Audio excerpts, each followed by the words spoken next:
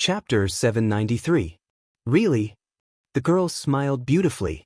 If I don't hand over the light raw stone, will you really kill me? That's right. The leading participant sneered. You are only one person. Even if you have the cultivation of the 30th heaven, you are only SOS. There are 3 of us, and each of us is above the 20th heaven. Killing you is as easy as flipping our hands. Since you want it, I will give it to you. The girl smiled and threw the wooden box into the air. The light raw stone. The leading contestant was full of excitement. He flew over and held the wooden box with both hands. However, the moment he touched the wooden box, he felt a sharp pain in his abdomen. He saw a blade piercing through his abdomen. The blade was surrounded by starlight. It was very mysterious. This sword is so beautiful. This was his last thought before he died. Oh my God, this be asterisk teeth killed Master Duke? Kill her. The other 2 contestants rushed over together. They held the divine power of light in their hands. 2 beams of light penetrated through the attack. However, Xian was faster. A golden crystal appeared around the blade. It whistled through the air, ignoring the attacks of the 2 contestants. Bang, bang. The light energy bombarded her chest, but it was blocked by the divine wall. Oh my God, she has a godly wall. We have to... Before the contestant could finish his sentence, his throat was pierced by the golden crystal. His divine power strong wall was useless against the celestial dragon crystal. As Xian spun around, a golden airwave rippled out and 3 celestial dragon crystals shot out at lightning speed. The last participant's eyes were wide open in a daze as he knelt on the ground with a thud. There were 3 horrifying bloody holes in his chest. This was the difference in strength. 3 people ganged up on one person, but they were all killed in less than half a minute. Xian didn't say anything. She picked up the wooden box from the grass and silently disappeared into the divine forest.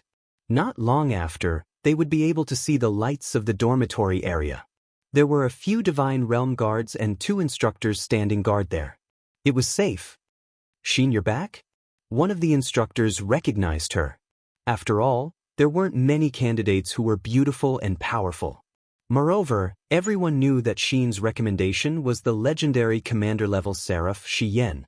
She was one of the gods who stood at the top of the Western Divine Realm. Yes, instructor. Xian turned around and entered the dormitory. In the dormitory, Terralyn was already cultivating. She was lying on the bed, holding a radiant ore in her hand.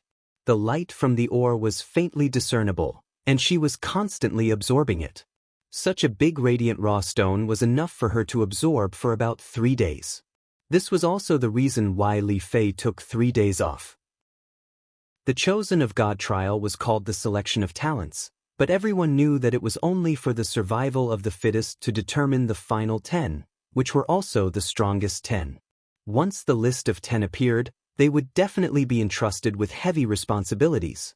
Slowly sitting on the bed, Xian also began to refine the radiant raw stone. The other girls in the dormitory could only stare in envy. This was the dormitory, and no one dared to act recklessly.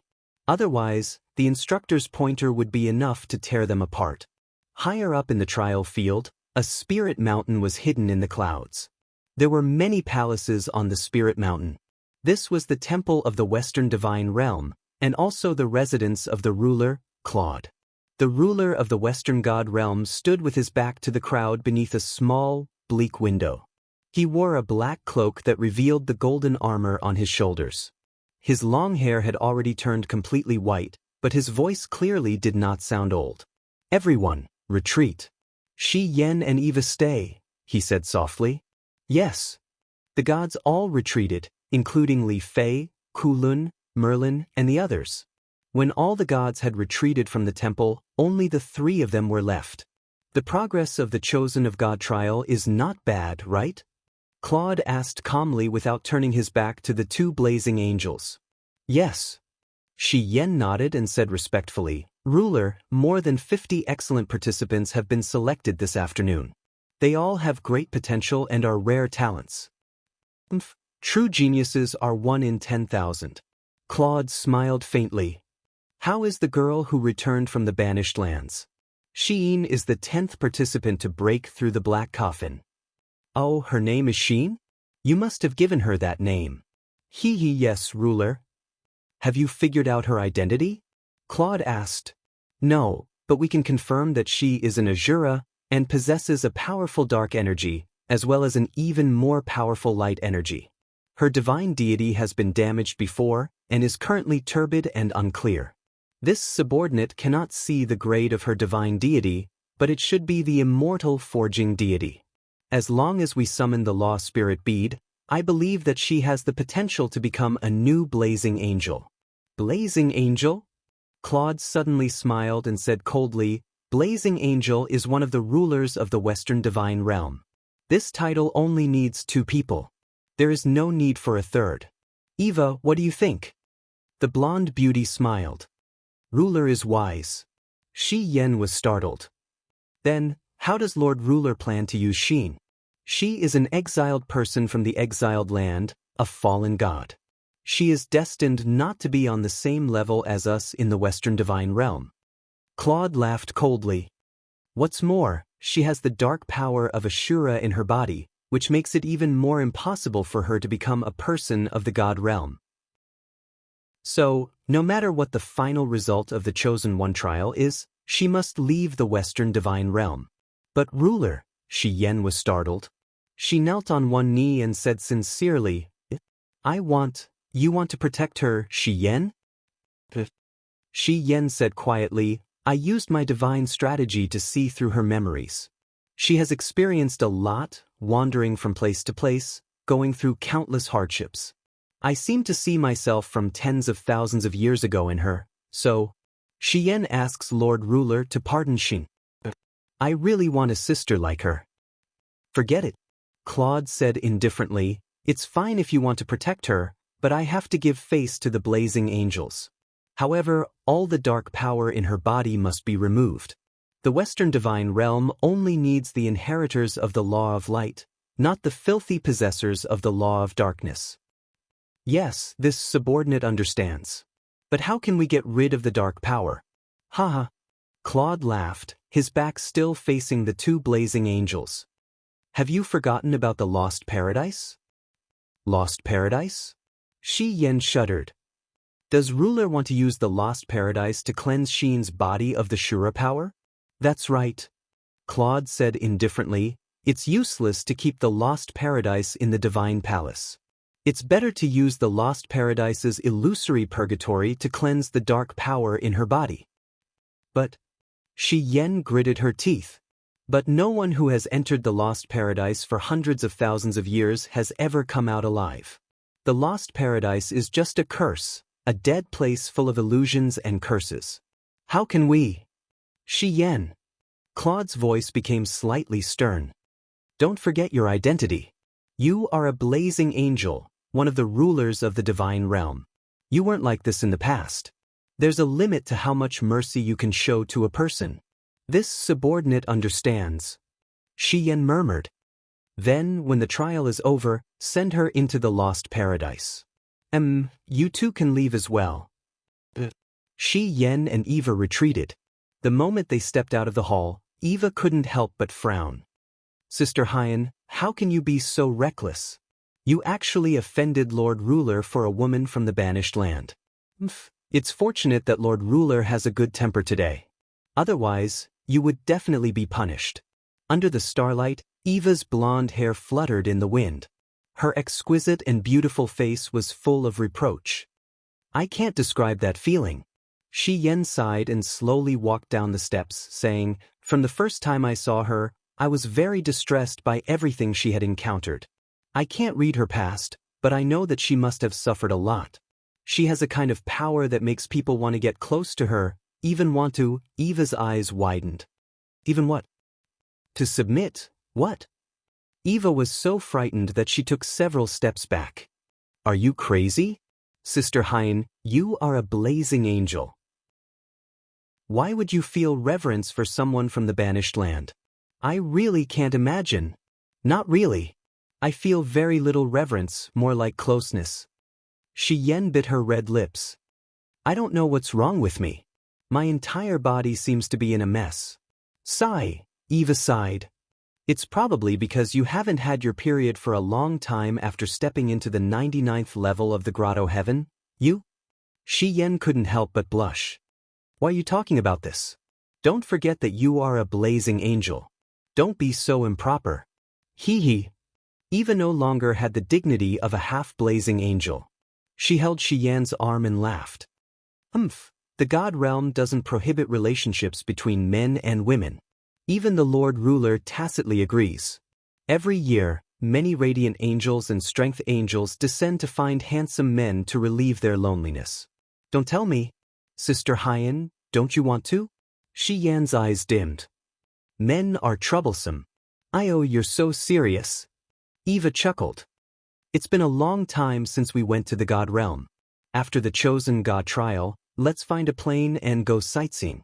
How about it? Let's talk about it after Sheen passes the Lost Paradise. Otherwise, I won't be in the mood. All right then. Don't worry. I will put in a good word for Sheen to the Lord Ruler. Early in the morning, an alarm sounded in the training field. An instructor shouted from outside the dormitory area, Duo Ku and the other two were killed last night on a forest path. Participants, please pay attention to your safety. Duo Ku and the other two were killed last night on a forest path. Participants, please pay attention to your safety. It seemed like he was only warning everyone to pay attention to their safety, but not to pursue the matter. Chapter 794.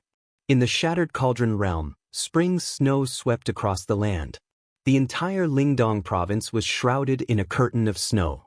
The northern wind whistled and danced, bringing with it the fluttering snow that hit the sturdy newly built city walls of Winter Frost City. Tuck, tuck, tuck. The sound of hooves could be heard in the curtain of snow. A man raised the purple Inghua flag and said loudly, "The 1st and 2nd battalions of the Imperial Guards have arrived and requested to enter Winter Frost City. This is our vanguard token." A small door was opened under the city, and the token was accepted. Soon after, the door slowly opened, and cavalrymen wrapped in leather robes appeared from the falling snow and entered the city. Above the city wall, the veteran Zhou Han was smoking a pipe. He tilted his head and tilted the pipe so that it wouldn't be extinguished by the falling snow. As he smoked, clouds of smoke drifted in the air and mixed with the snow. "Sergeant, this is the 7th day. There are troops of the Empire entering Winter Frost City every day. Is there really going to be a war?" A new recruit rubbed his hands and looked up at the sky. Large flakes of snow fell on his face. He couldn't help but complain, "What kind of weather is this? Why is it snowing so heavily? I wonder how many crops will be frozen to death." Zhou Han smiled, and the wrinkles on his face moved up and down along with his smile. He said, "I don't know if a war will break out, but the news regarding the celestial pole continent has been spreading like wildfire. Who doesn't know that there's another continent on the other side of the Eastern Sea? There are 3 powerful countries on that continent, and the enemy is strong while we're weak. I believe that Prince Xian and Prince Zhong must have mobilized their armies into Winterfrost City to fend off the enemy." The young recruit looked excited. He sat up and said, "Sergeant, I heard that the Zetian Palace wants to make our Winterfrost City the eastern capital. Is it true?" "It's true." "Then, if the eastern capital is made, we, the soldiers who have been guarding Winterfrost City for 5 years, should be able to get some benefits." "What benefits can there be?" "At most, you will get 3 to 5 copper coins more every month." "How much more do you think you can get?" Zhou Han narrowed his eyes and said, "But the eastern capital is only used to defend against the enemy. If I have a choice, I'd rather go back to Lanyan City and guard the warehouse outside the city." The new recruit was stunned. "But at least that way we will be 1 step closer to death." The old recruit continued smoking.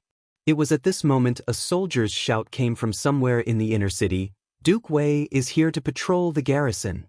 The veteran hurriedly patted the tobacco leaves in his tobacco pot onto the snowy ground. He led a group of soldiers to stand up with cold halberds in their hands. Each of them puffed out their chests and stood ramrod straight. Snow fell on their helmets and shoulders, but no one moved an inch. Duke Wei Qiu was the commander of the entire Dragon Courage Battalion and the highest general who defeated the demons in the end.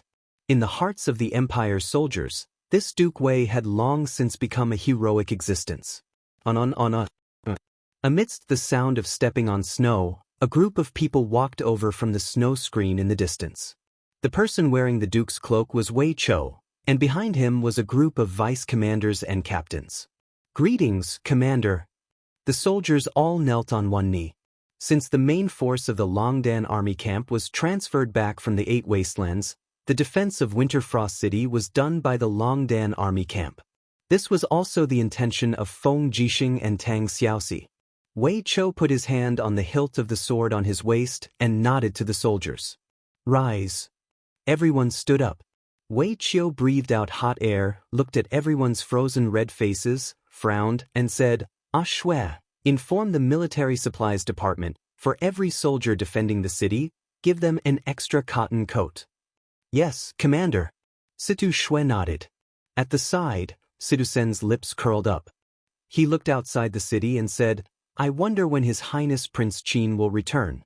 Recently, ships from the celestial pole continent have been approaching the coast, but His Highness still hasn't appeared. Even Prince Xian, Prince Zhong, and Princess Xi have come to Winterfrost City, but he still hasn't returned. I really don't know how long he will delay.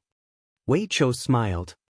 His Highness naturally has his reasons for staying in the celestial pole continent. General Sun, there's no need to be anxious.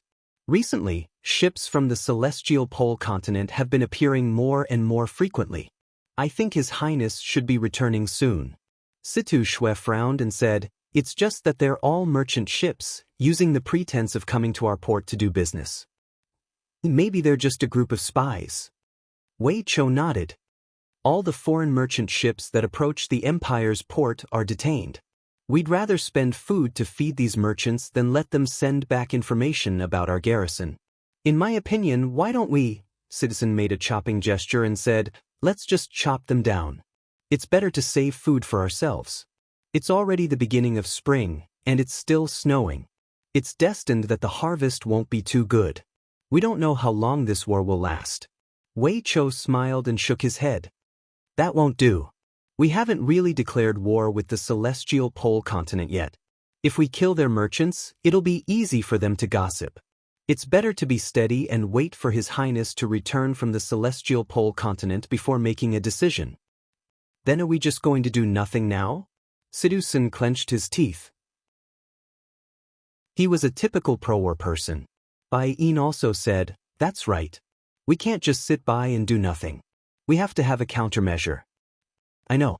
Wei Qiu muttered to himself for a moment before saying, "Prince Xen Feng Jixing said yesterday that we should send out small-scale warships to set up our maritime defense line. Once foreign merchant ships come, we'll immediately shoot back with arrows.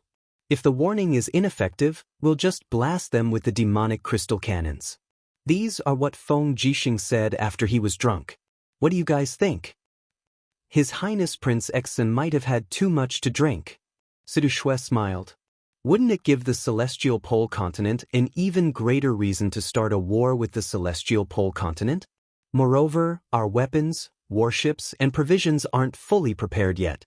If we were to start a war in a hurry, it'll probably be very disadvantageous for us. After all, there are over 1,000 Dragon Knights in the celestial pole continent. If over 1,000 Dragon Knights were to launch an attack from the air, there's no way we'll be able to fend them off. That's right. We still need more time.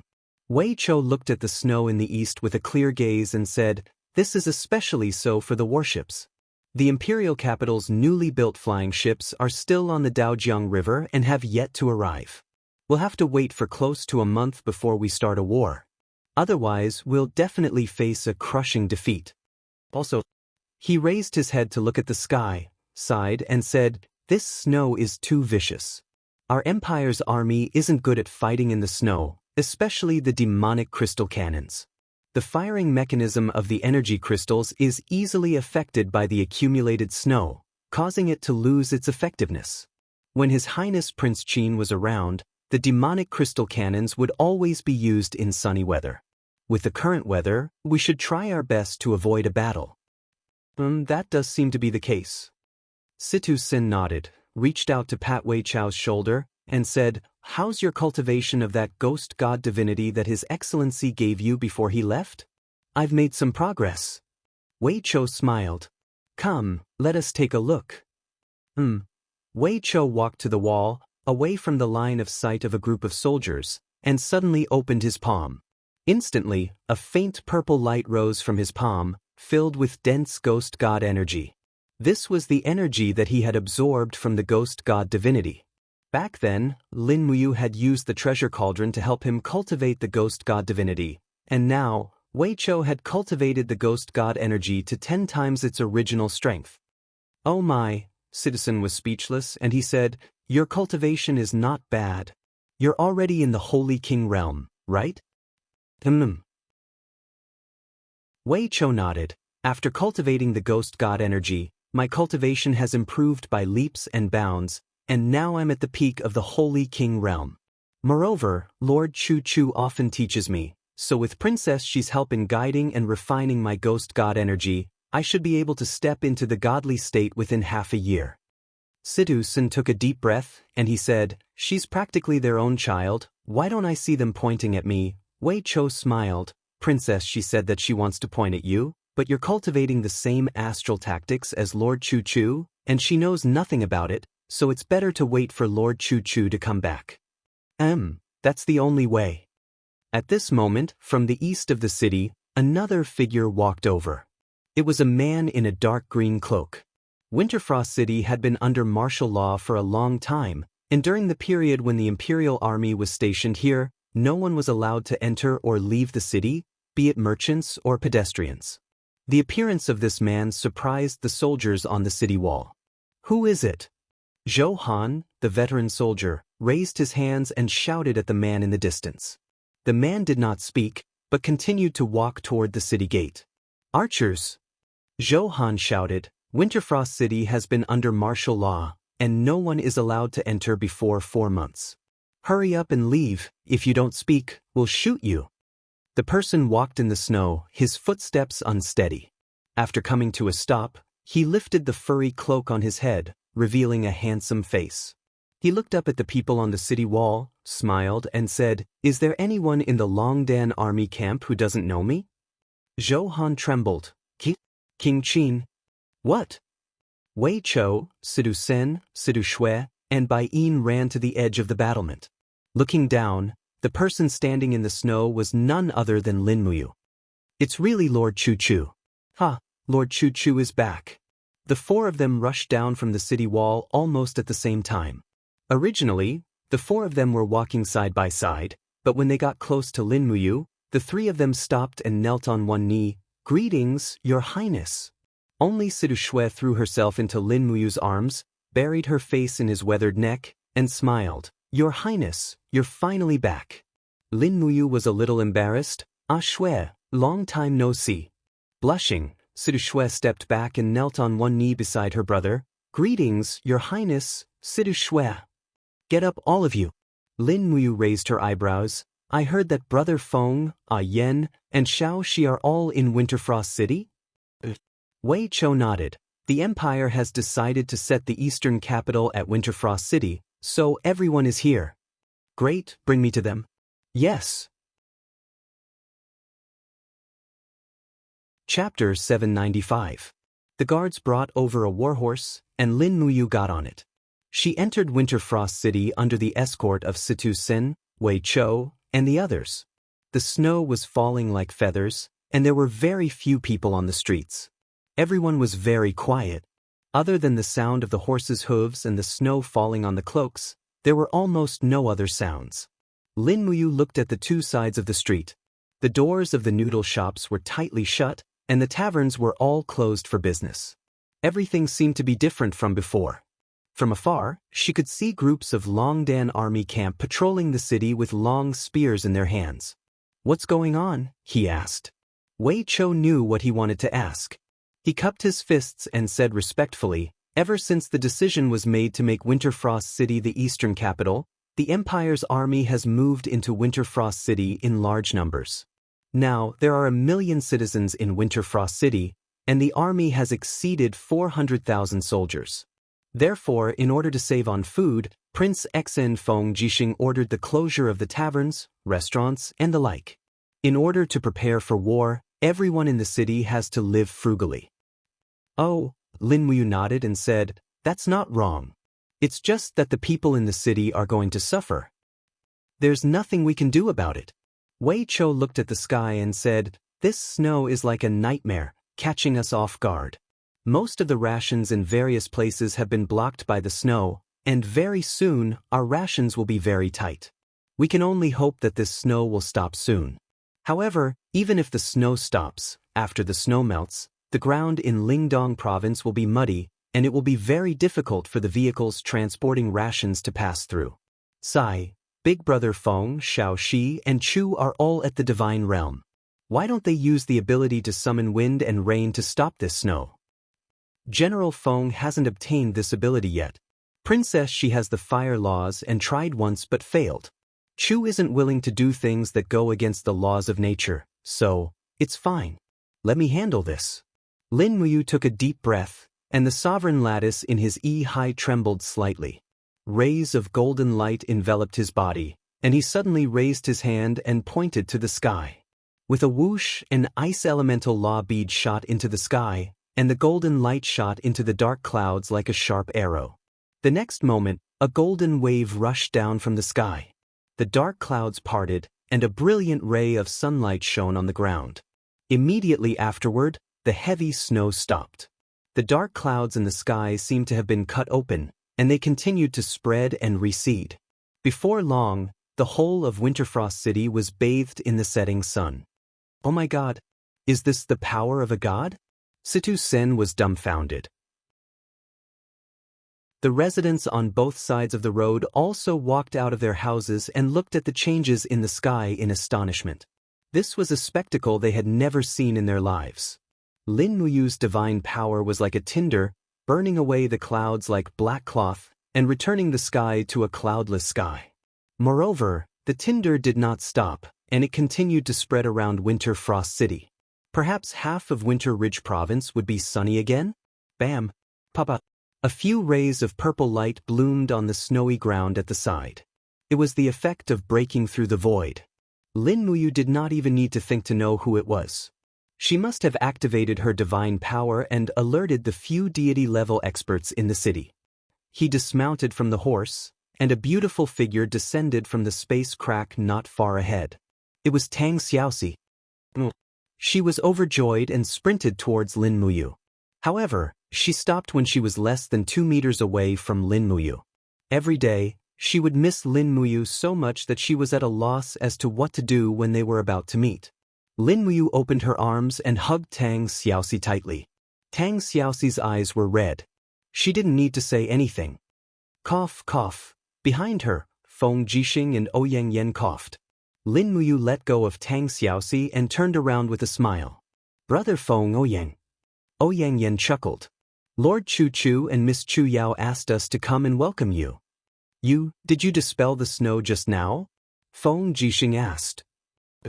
Lin Muyu glanced at Feng Jixing and immediately knew his current cultivation. She smiled and said, "Congratulations to Brother Feng for stepping into the 17th level of Heavenly Abode." "Huh, what are you talking about?" Feng Jixing stepped forward and patted Lin Muyu's arm. "Let's go. Good wine and delicious food have been prepared for you. When we go back, let's drink until we are drunk. Also, tell us in detail about the celestial pole continent." "Yes." The group passed through a few streets. The Eastern Capital Palace wasn't built on King Qin's residence. According to Feng Jixing and Tang Xiaoxi's wishes, King Qin's residence was Lin Muyu's residence and no one had touched it. Therefore, the Eastern Capital Palace was built on top of a wealthy merchant's residence. This residence spanned nearly 3 miles and was considered very luxurious. With a little renovation, it could be used as a temporary Eastern Capital Palace.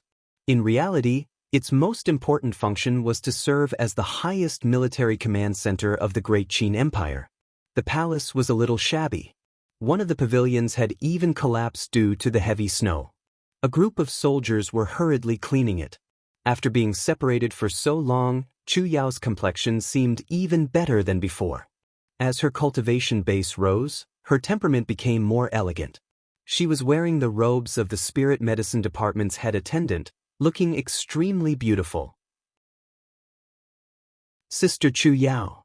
Lin Muyu smiled brightly. Chu Yao also chuckled, you're finally back. If you didn't come back, someone of ours would miss you so much that he would tear the tiles off the roof.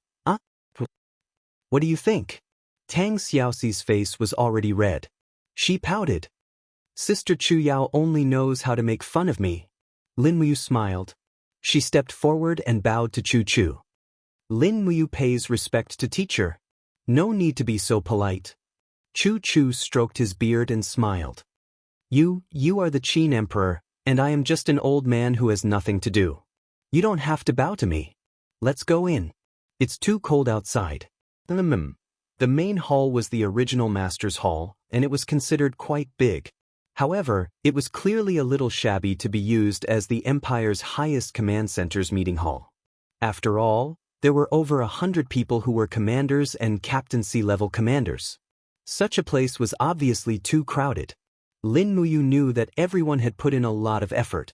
She held onto Tang Xiaoxi's soft and warm hand and walked in. She asked gently, Xiaoxi, how many people are staying in this temporary imperial residence? So many people. Tang Xiaoxi blinked and said, Prince Exin, Prince Zhongmi, and the commanders of all the major armies are staying here. There are over 70 rooms in the backyard of this residence. Lin Muyu couldn't help but smile. You and Sister Chu Yao can stay with me in Prince Qin's residence. It's more comfortable there, and it's not far. Tang Xiaoxi's face was red. She said gently, all right. Seducen grinned. I want to stay too. Go and scram back to the barracks? Yes, Your Highness. I will do as you say. Everyone burst into laughter. The banquet was quite sumptuous, and there weren't many people. The three kings had gathered, but it wasn't too extravagant. It was just a group of people sitting around a table. After 3 rounds of wine, Feng Jixing said, all right, you can tell us about the celestial pole continent. Lin Muyu nodded. The celestial pole continent is divided into 3 great empires. Among them, the Tianji Empire has the strongest military, the Celestial Empire has the most population, and the Blackstone Empire is the weakest.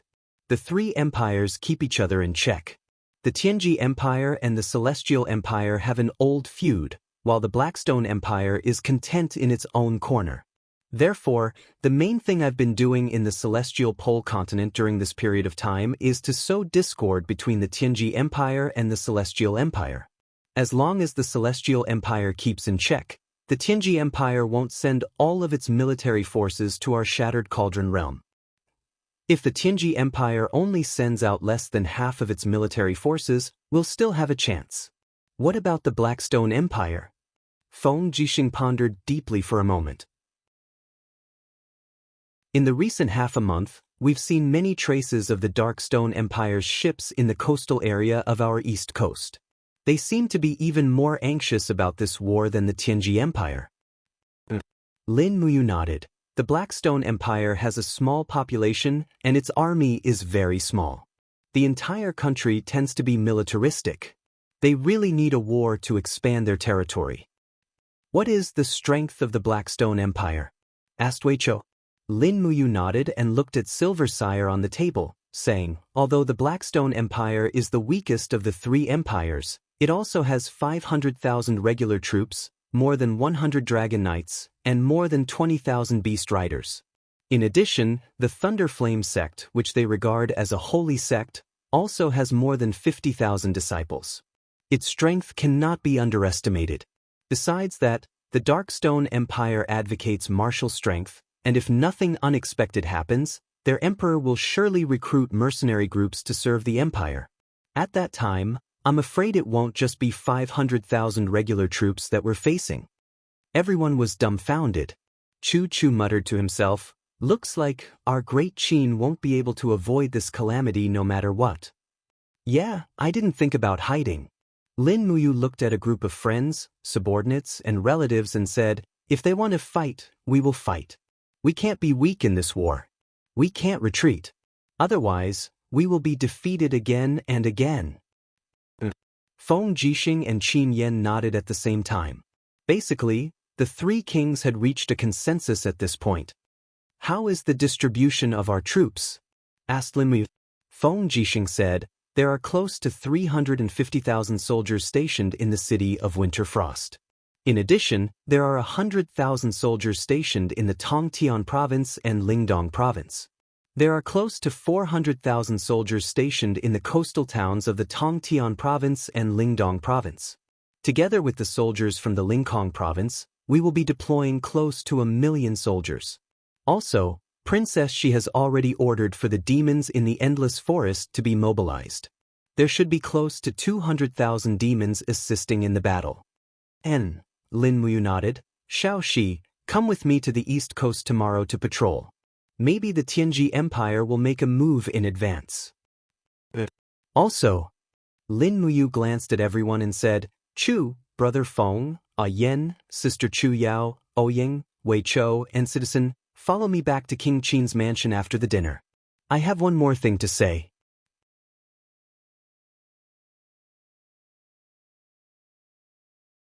Grandpa has his own law of heaven. Don't worry about me. Lin Muyu didn't force him. Chu Chu's personality had always been like this, but it was also because of this personality that Chu Chu's cultivation had always been one step faster than others. Wei Chou was a little excited. Madam, are you saying that everyone who came here today has a share of demon spirit stones? Lin Muyu nodded and said, there are a total of 3 demon king demon spirit stones. There are also a few demon venerable demon spirit stones. Most of them are 4th class and 5th class demon spirit stones. Take as you see fit. Don't be too greedy.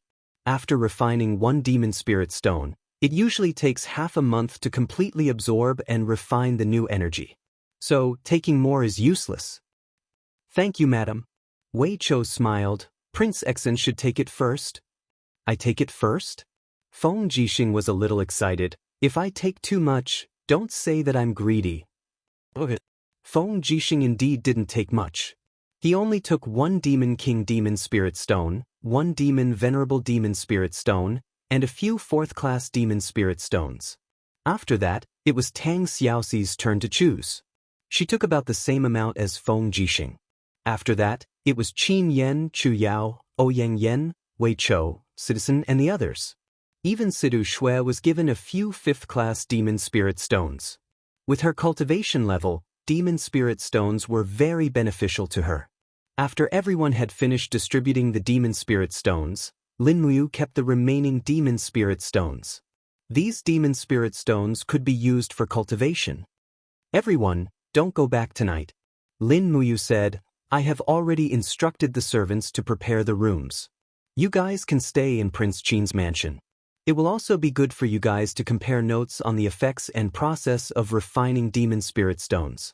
General Sun, I still have to check on your astral arts cultivation progress. Yes, thank you, madam. Sidu Sen was very excited.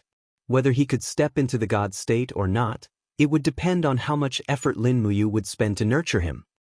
At night, everyone went back to their respective rooms to refine Demon Spirit Stones. Lin Muyu brought Tang Xiaoxi along to watch Sidu Sen practice the astral arts in the martial arts hall. Sidu Sen's talent was very high. He only needed a few words from Lin Muyu to understand. Mu, what's going on with the Pishio mercenary group? Tang Xiaoxi suddenly asked while both of them were leaning against the railing. It's one of the 3 big mercenary groups of the Blackstone Empire. I killed their leader and made Lu Bai the leader. Si Kongyao stayed behind to assist him. I rebuilt the Pishio mercenary group and used it as a spy that we left in the Celestial Pole continent. Oh right, I changed the name of the group. It's not called the Pishio mercenary group anymore. It's called the Bai Zhe mercenary group. Why? The name sounds nice. Oh okay. Tang Xiaoxi was silent. Xiaoxi, what's wrong? Lin Muyu saw that she was a little abnormal. That. Tang Xiaoxi stammered for a long time before asking, Si Kongyao? You wouldn't. Lin Muyu suddenly understood. She couldn't help but hold her little hand and said, What are you thinking? See, Kong Yao and I are just siblings. It's not like what you're thinking. I swear that in this life, there are only two people who can really make me fall in love. One is you, and the other is Xiao Yin. If there's a third person, then curse me. Curse what? Tang Xiaoxi tilted her head and smiled lightly. Curse me to be impotent for the rest of my life, don't. Tang Xiaoxi pouted. That won't do me any good. Lin Muyu couldn't help but smile. Okay, let's get down to business. I still have a small gift for you. What is it? Lin Muyu reached into her arms and took out a small cloth bag. After opening it, she saw a complete godhead emitting a faint luster. Wow, a complete godhead of the law of fire? Yes, this is LV Feng's godhead. He failed to assassinate Liu Bai and was killed by me. Although this godhead is just a mortal's godhead, its cultivation is very high. It must be of great benefit to Xiaoxi's cultivation. You should refine it tonight with a venerable demon spirit stone to replenish your strength. At least you can break through to the next cave heaven. Really? I won't lie to you. You'll know after you try. Tang Xiaoxi was overjoyed and threw herself into Lin Muyu's arms. Hey, not far away, Citizen grinned and said, don't just think about love. Your Highness, can you check if there are any other flaws in my star tactics so that I can correct them? Basically, they are all flaws. Lin Muyu said, Generalson, don't sleep tonight. Stay in the courtyard and watch the moonlight. But what did I do wrong? Your Highness wants to torture me like this. Idiot, I asked you to watch the moonlight in the courtyard because the moonlight contains the power of Yin. If you can see through the coldness in the moonlight and starlight and use it for your own use, you will naturally be able to cultivate the fifth heaven of the star tactics, Jade Snow Frost. Ah! Sidu-sen was overjoyed. Your Highness, are you saying that I have a chance to master the powerful Jade Snow Frost? Of course. Cultivate well and follow the mental cultivation method I gave you. Your Highness, please take Princess Shi back to her room to rest. I can't hear anything. Lin Muyu was indeed going to take Tang Xiaoxi back to her room, but what she was going to do was different from what Sidu-sen had expected. She was going to help Tang Xiaoxi continue to improve her cultivation. After all, her godhead had already broken through to the heavenly Tao godhead. With her aptitude and the nine-tailed demon fox's innate potential, as long as she cultivated properly, her godhead would definitely continue to break through. It might even become the Caste Immortal Godhead or the Overgod Godhead. Refining the godhead and absorbing the demon spirit stones was not an easy task. She needed someone to protect her. To Tang Xiaoxi, the best person to protect her was naturally Lin Muyu. Swoosh, swoosh, swoosh, balls of scarlet flames revolved in Tang Xiaoxi's palms. She and Lin Muyu sat opposite each other on the cattail hassock on the floor of the room. Their palms were round and the flames revolved. LV Feng's fire godhead was at the core of the flames.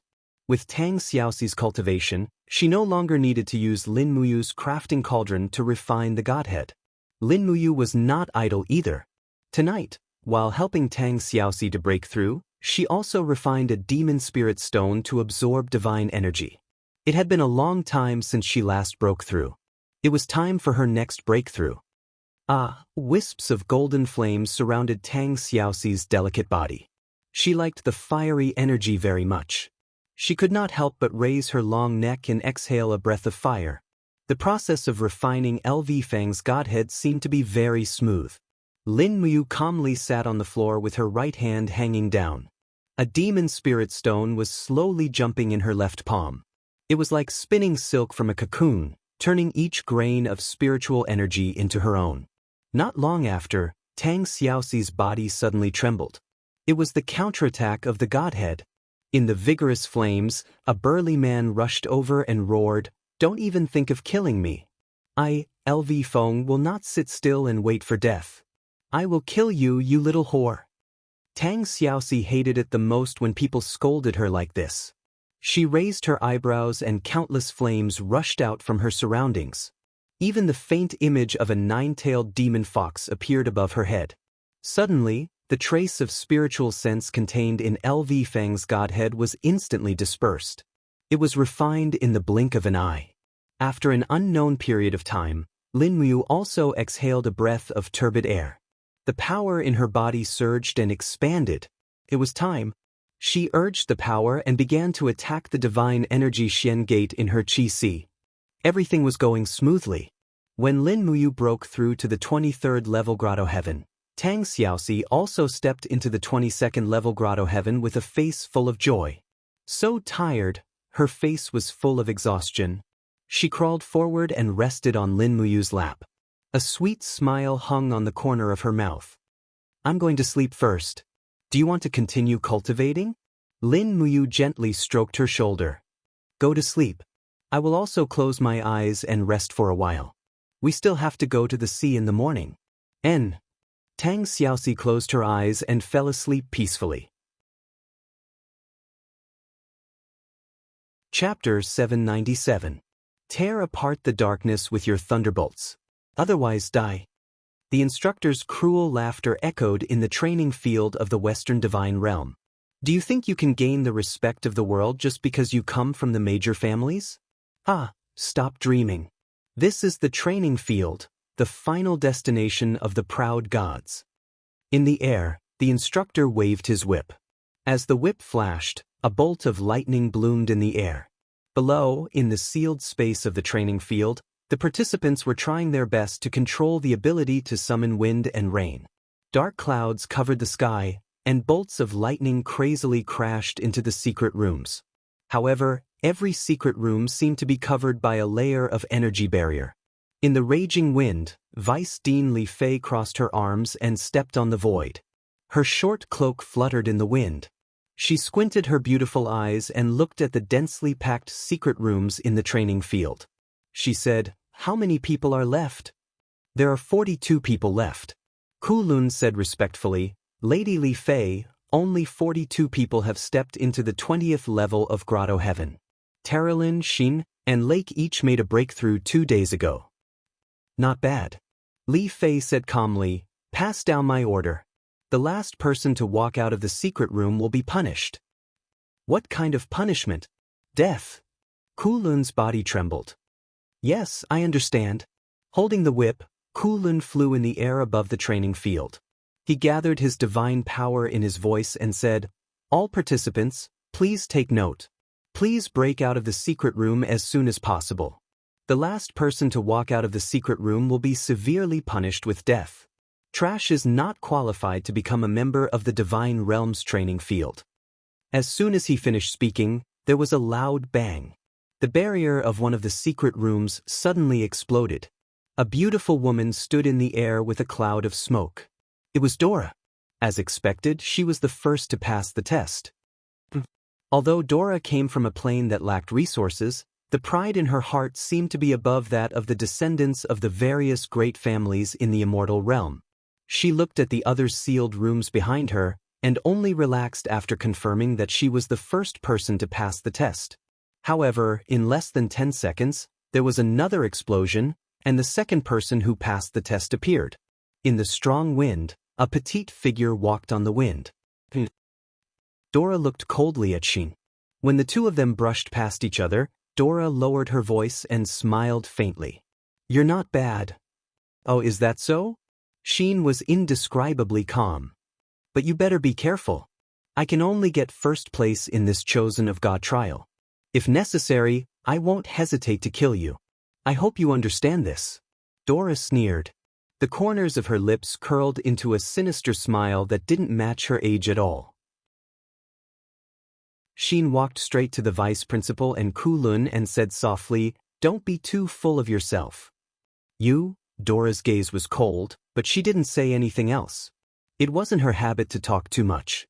Not long after, Terralin, Lake, Luo Pei, Zhou Shimin, and the others all passed the test. Li Fei floated in the air, holding a notebook in her hand. She took out a pen and recorded on it. She smiled and said, "You'll get points according to your ranking. The first 3 places, Dora, Xin, and Terralin, will get 10 points. The 4th to 7th places will get 5 points. The first 15 places will get 3 points. Currently, the first place in the Chosen of God trial is still Dora." As she spoke, she looked deeply at the crowd and said, Do your best. Yes, Vice Principal. The group of students also learned to be respectful through the trials. No matter where they came from or what great family they came from, as long as they entered the trial grounds, they would only be a simple participant. If they did something wrong, they would still be severely punished. Every day, there would be people who were beaten until their flesh was lacerated, and there would even be people who died every day. Out of the 221 people who had entered, only 42 were left. Xin remembered very clearly that many people had been eliminated on the first day. However, the true difficulty was the black coffins. Even now, there were still 94 people who remained in the black coffins until they broke through. Perhaps many people would die in the black coffins. Of course, this was excluding the children of the great families. Most of these families were located in the faraway borders of the star domain, guarding dozens or even hundreds of planes. There were countless powerhouses at the level of angels, and the children of these families were naturally exempt from the trial grounds. After all, the ruler Claude also needed their support, so he couldn't afford to offend them. This was the 6th day of the Chosen by God trial. Just the day before, Xin had personally witnessed 3 students being killed by the instructor during their fight. The bloody scene was still vivid in her mind, and it was still fresh in her mind. She couldn't die. She had to live, to remember who she was. This was the only thing she wanted to do. She knew that someone was waiting for her in the distance. Although she had already forgotten everything, even the person waiting for her, she was certain. Xin. Vice Dean Li Fei's voice came from the air. She looked disdainfully at Xin coldly and asked, "What are you thinking about?" Xin said respectfully, "Nothing, Vice Dean." "Come with me. I have something to tell you." "Yes, Vice Dean." Xin leaped up and followed Li Fei out of the trial grounds. Li Fei flew straight towards the instructor's dormitory. A circular building appeared in the distance. This was Li Fei's living quarters. Creak. The wooden door slowly opened. A faint fragrance came from inside. Li Fei was the most beautiful woman among the instructors in the trial grounds. She was also the goddess in the eyes of most male instructors. She maintained a very particular lifestyle. Her living quarters were elegant and clean. However, none of the instructors in the trial grounds dared to approach Li Fei. This was because she had another nickname, Sweet Thorn. As the Vice Dean and a God Emperor level radiant angel, ordinary gods were not qualified to approach her. "Come in." After Li Fei walked into the room, she revealed a lazy expression. She kicked off her leather boots and stepped barefoot on the floor. She smiled and said, "Xin, I have something a friend asked me to give to you." Xin was surprised. Li Fei was holding something wrapped in cloth. After unwrapping it, it was a stone with a dense spiritual light. Radiant primordial stone? Xin was stunned.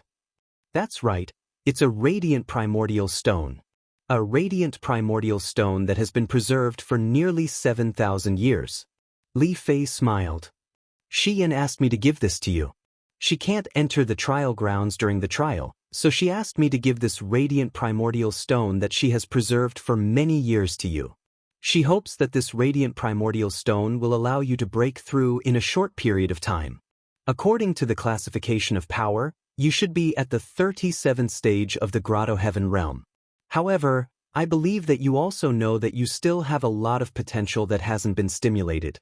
Therefore, I hope that after you refine this radiant primordial stone, you will be able to step into the 40th stage of the Grotto Heaven realm. That way, you won't be killed by Duola. Xin was surprised. Li Fei seemed to know what she was thinking. What do you think the God's chosen trial is? It's just a competition where the weak are prey to the strong. In order to become the final victor, everyone will do anything. They will give up the dignity and nature of gods and kill each other, especially Duola. As she said this, Li Fei sighed. The plane that Duola came from is a barren plane, a plane that has been destroyed. The nuclear war has left that plane without any life. Duola survived the radiation and pollution. Her family has all died. Now there is only hatred and killing in Duola's heart. She wants to step on everyone's corpses and step onto the peak of the strong. And you, in this God's chosen trial, are the only person that can keep her in check. Do you understand? Xin was silent. It doesn't matter if you understand or not. In any case, you can't be killed by her. Otherwise, you will fail to live up to the expectations that Lady Xian has for you. Li Fei stood up, straightened her chair, and said, "You can cultivate here.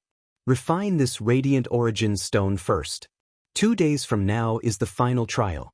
Your opponents are the ancient demons. You must survive and participate in the final God's chosen trial." Xin held the radiant origin stone and finally spoke, Why do you want to help me?" "Help you?" Li Fei suddenly smiled.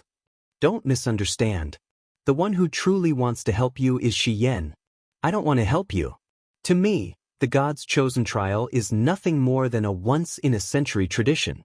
I'm just an executor. Thank you." "No need to thank me." Li Fei began to take off her stockings. "Hurry up and cultivate. I hope I won't disturb you." 2 days passed in the blink of an eye. When Xin finished refining the radiant origin stone and opened his eyes, Li Fei smiled. "As expected, your comprehension of the law of light is extraordinary. This is too surprising. In 2 days, you broke through 3 realms and entered the 40th heavenly abode. I think there shouldn't be a second person in the world who can do this, right?" Xin stood up and respectfully bowed. "Thank you. I already said no need to thank me." Li Fei put on her cloak and boots and said, "Let's go to the trial field. Today is the day you challenge the evil beasts. Remember, if you survive, you will be the one who used up 2 radiant origin stones. If you die, the Western Divine Realm will have wasted 2 radiant origin stones. Do you understand?" "I understand. Let's go." When Xin and Li Fei entered the trial field together, many students revealed looks of jealousy and hatred, especially Dora. Her eyes were filled with hatred as she clenched her fists. The corner of her mouth twitched. She said calmly, "I am first. That should be my honor." Terralyn sneered. "Is that so? What, you don't accept it?" Dora said coldly as she looked at Terralyn. "Hee." Terralyn smiled and didn't reply. Lake's body trembled slightly. He seemed to be a little afraid, but also a little excited. "Do you know what we're going to challenge today?" "Everyone knows." Terralyn raised her eyebrows. "Gaia, an ancient evil beast. An evil beast born with divine power. The biggest difference in this trial field is that there are nearly 100 Gaia domesticated. So you know." Lake was a little disappointed. He immediately looked at Xin, who was next to Li Fei. "Don't think about it." Terralyn's lips curled up. "You don't deserve her. You." Lake had known Terralyn since he was young. He couldn't help but clench his fists. He wanted to immediately teach her a lesson. Chapter 798. There were a total of 29 people who participated in the challenge against Gaia, which was 15 fewer than the previous 44 people. She knew that 9 of the 15 people had exited the trial due to exhaustion after breaking out of the closed chamber. Another 5 people had died from the backlash while trying to break through the barrier. As for the last person, he was killed by the instructor because he was ranked last. The trial grounds had always been like this.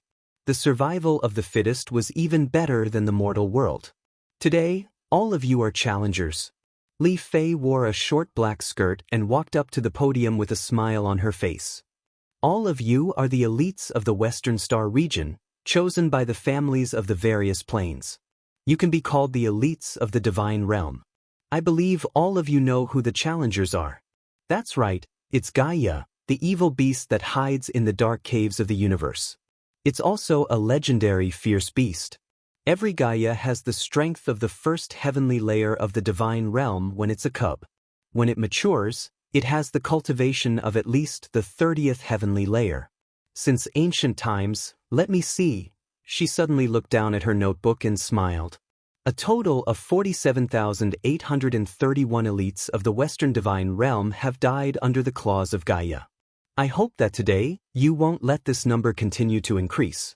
Alright, one by one. We'll start with the last one. Let's go, we're going to challenge Gaia. Open the door. When Li Fei shouted to open the door, a group of celestial realm guards pulled the noose with all their might. Suddenly, the ground split open, and a green stone staircase led underground. Obviously, Gaia was domesticated underground. Li Fei walked in front and floated into the underground cave. Soon, Xiyin, Terilyn, and the other contestants were escorted underground by the celestial realm guards. A fishy smell assaulted their nostrils. It was obviously the smell of Gaia's prey. The underground was relatively bright. A huge origin lamp illuminated the entire underground lair. Here, the stone walls were filled with crisscrossed claw marks. At the bottom of the entire cave was a circular space. The surroundings bulged and were blocked by crisscrossing iron chains. The iron chains glowed with a faint luster. Obviously, they were infused with divine power. Needless to say, every participant must have challenged the Gaia evil beast in this arena. Everyone's expressions turned ugly. They had only heard of Gaia in legends. Now that they were about to see it for themselves, they felt an inexplicable sense of fear. Even Duo La, who had the strongest cultivation base among them, had a slight change in expression. When she turned to look at Xin, she discovered that the beautiful young lady was still able to keep her heart as still as water. Immediately, Duo La's expression turned even uglier. The 29th place. Yes, it's Han Lun. Men, bring Han Lun into the arena. Li Fei's voice was filled with an unquestionable tone. The group of contestants looked down at the arena from above. Han Lun was a young man of about 20 years old. He said with a pale face, "Can I give up the qualification?" "It's too late." Li Fei smiled faintly. "Go. As long as you enter the arena, it doesn't matter if you run or fight. If you don't die after 5 minutes, then you've passed this test." Two instructors rushed forward and twisted Han Lun's arms on each side. They couldn't help but separate and drag Han Lun into the gate of the arena. The iron gate closed with a clang sound, as if it was a judgment. With a swoosh, a contestant's long sword fell from his hand. Just as the long sword touched the edge of the arena, a flame flew up. The barrier instantly melted the long sword into a pile of scrap iron. Oh, I almost forgot to mention. The barrier here is very powerful. If someone without a divine wall tries to break through the barrier, they will be burned to ashes. Li Fei smiled. "Don't try." Everyone's expression turned even uglier. Huff! In the arena, Han Lun panted heavily. He had stepped into the 21st heaven realm at such a young age. In his hometown, he was a rare genius. But at this moment, Han Lun's heart was filled with fear. "Release Guya." Two celestial world guards pulled the noose with all their might. In the next moment, a door in the distance slowly opened. In the darkness, two lanterns swayed. It was the light of the eyes of evil beasts. Roar! A fishy smell assaulted everyone's nostrils. An ugly giant creature with 4 limbs walked out. Its body was covered in jagged scales like the skin of a crocodile. Its 4 limbs supported its body, but under its ugly head was a pair of arms like the pincers of a scorpion. Its body was covered in a layer of golden light. Roar! When Guya smelled the scent of humans, it was extremely excited and directly rushed over. Han Lun gritted his teeth.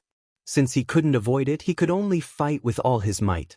With a shake of his palm, a long sword engraved with runes appeared. With a roar, his body shone brightly. His entire body turned into a beam of light and rushed toward Guya. Bang! Guya paused for a moment, but Han Lun's body bounced back like a cannonball. He slammed heavily into the stone wall and fell to the ground while vomiting blood. "Oh, I almost forgot to tell you," Li Fei smiled and said, "every Guya will have a 100% chance of understanding the God Wall after reaching adulthood. Unless you can pierce through Guya's God Wall, don't even think of harming it. This is also the reason why Guya's numbers have never decreased in the past tens of thousands of years. Contestants have no way of killing Guya. They just need to last for 5 minutes. Damn bastard! In the arena, Han Lun was furious. He raised his long sword and flew, dodging Guya's pouncing bite. He had actually given up on attacking and only focused on dodging. Just like Li Fei said, If he could dodge Guya's attack and last for 5 minutes, it would be considered his victory. But Han Luan didn't. Gotcha! Guya's front claws suddenly attacked and clamped onto Han Luan's right leg.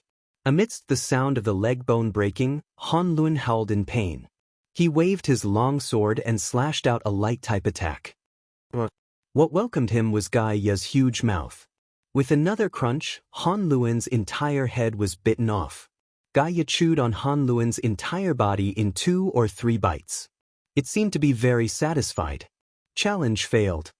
Li Fei shrugged and said with a smile, "You don't even need to prepare a coffin. How convenient." The group of contestants was stunned.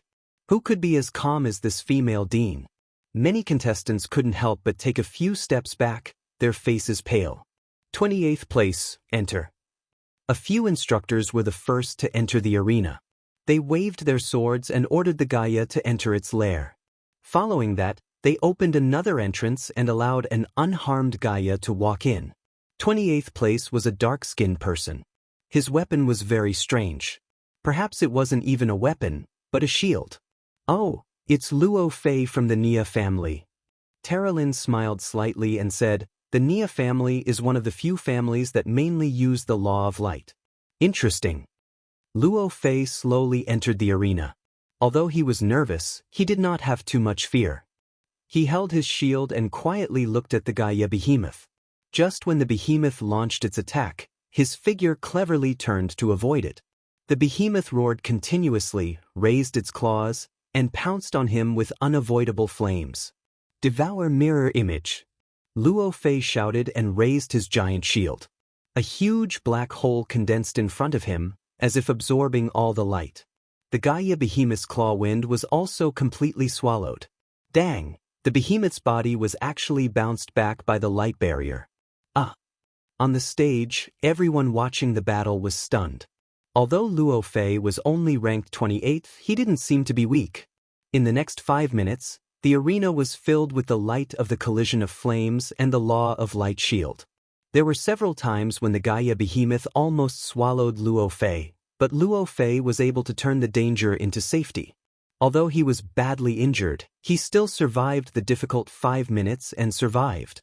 "Enough, Guya. Go back." Li Fei suddenly shouted. The sand in the hourglass had run out. Time was up. Woo-woo, Guya quickly retreated and entered the nest with its tail between its legs. Luo Fei stumbled out. His shield was full of Guya's claws and teeth marks. His entire left arm was covered in blood, almost drenched. "Treat him immediately." "Next, get ready to enter," Li Fei said lightly. Around noon, it was finally Xin's turn. She was ranked 10th in the first round, which was why her overall ranking was lower. Before Xin, a total of 15 people had passed Guya's test. The other 9 had become Guya's meal. There were bloodstains everywhere in the arena. It was a horrible sight. "Make sure you don't get eaten by Guya," Dora said with a sneer as he crossed his arms. Xin glanced at her and said nothing. She went straight to the iron gate. Instructor Kulun opened the gate for her and whispered, "Xin, are you confident?" Xin smiled and asked, "If I kill you, will I be punished?" No. Kulun was stunned. "Thank you, instructor." The girl slowly entered the arena. With a slight shake of her hand, a dazzling long sword appeared in her palm. It was Lin Muyu's stellar sword. That is, Li Fei furrowed her brows tightly as if she had seen this weapon somewhere before, but she couldn't remember where. The other instructors knew nothing. They had never seen this sword before. They did not even know who Lin Muyu was. After all, there was no Weibo or WeChat moments in the Divine Realm. No matter how well Lin Muyu did in the Shattered Cauldron Realm, the gods in the Divine Realm did not know about it. Roar! An intact Guya came out of the cage.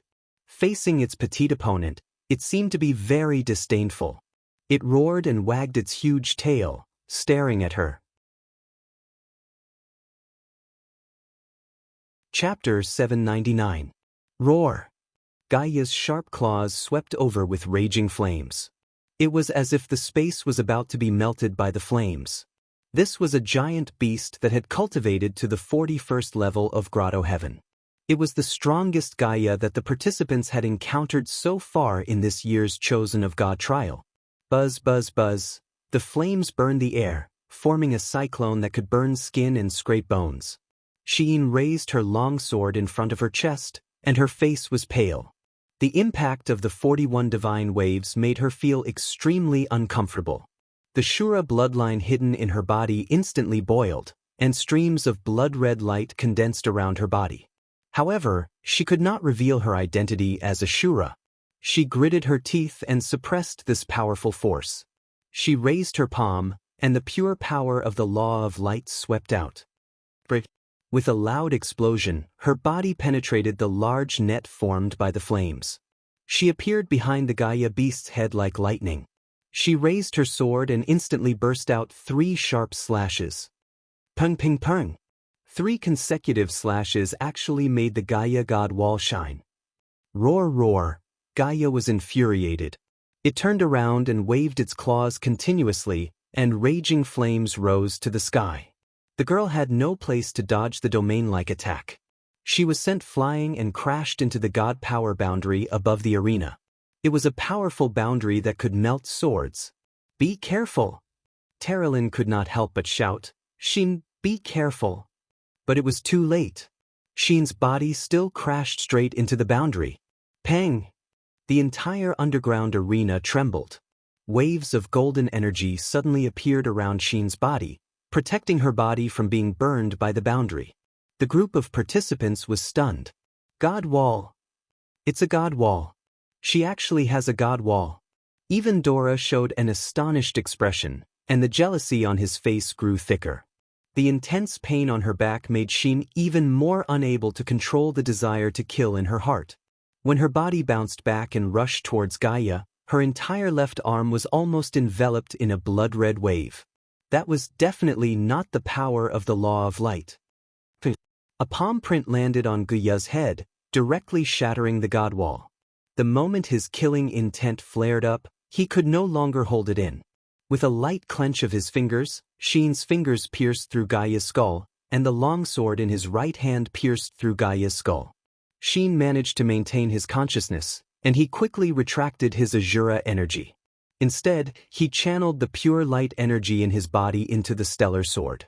His dragon energy and overgod energy merged together, and a dragon's roar resounded in the air. Azure Dragon burst. She didn't even know why she knew this martial art. It was as if she knew it from the beginning. This power had been hidden in her body for far too long. Now, in the face of life and death, she inadvertently used it in an overwhelming manner.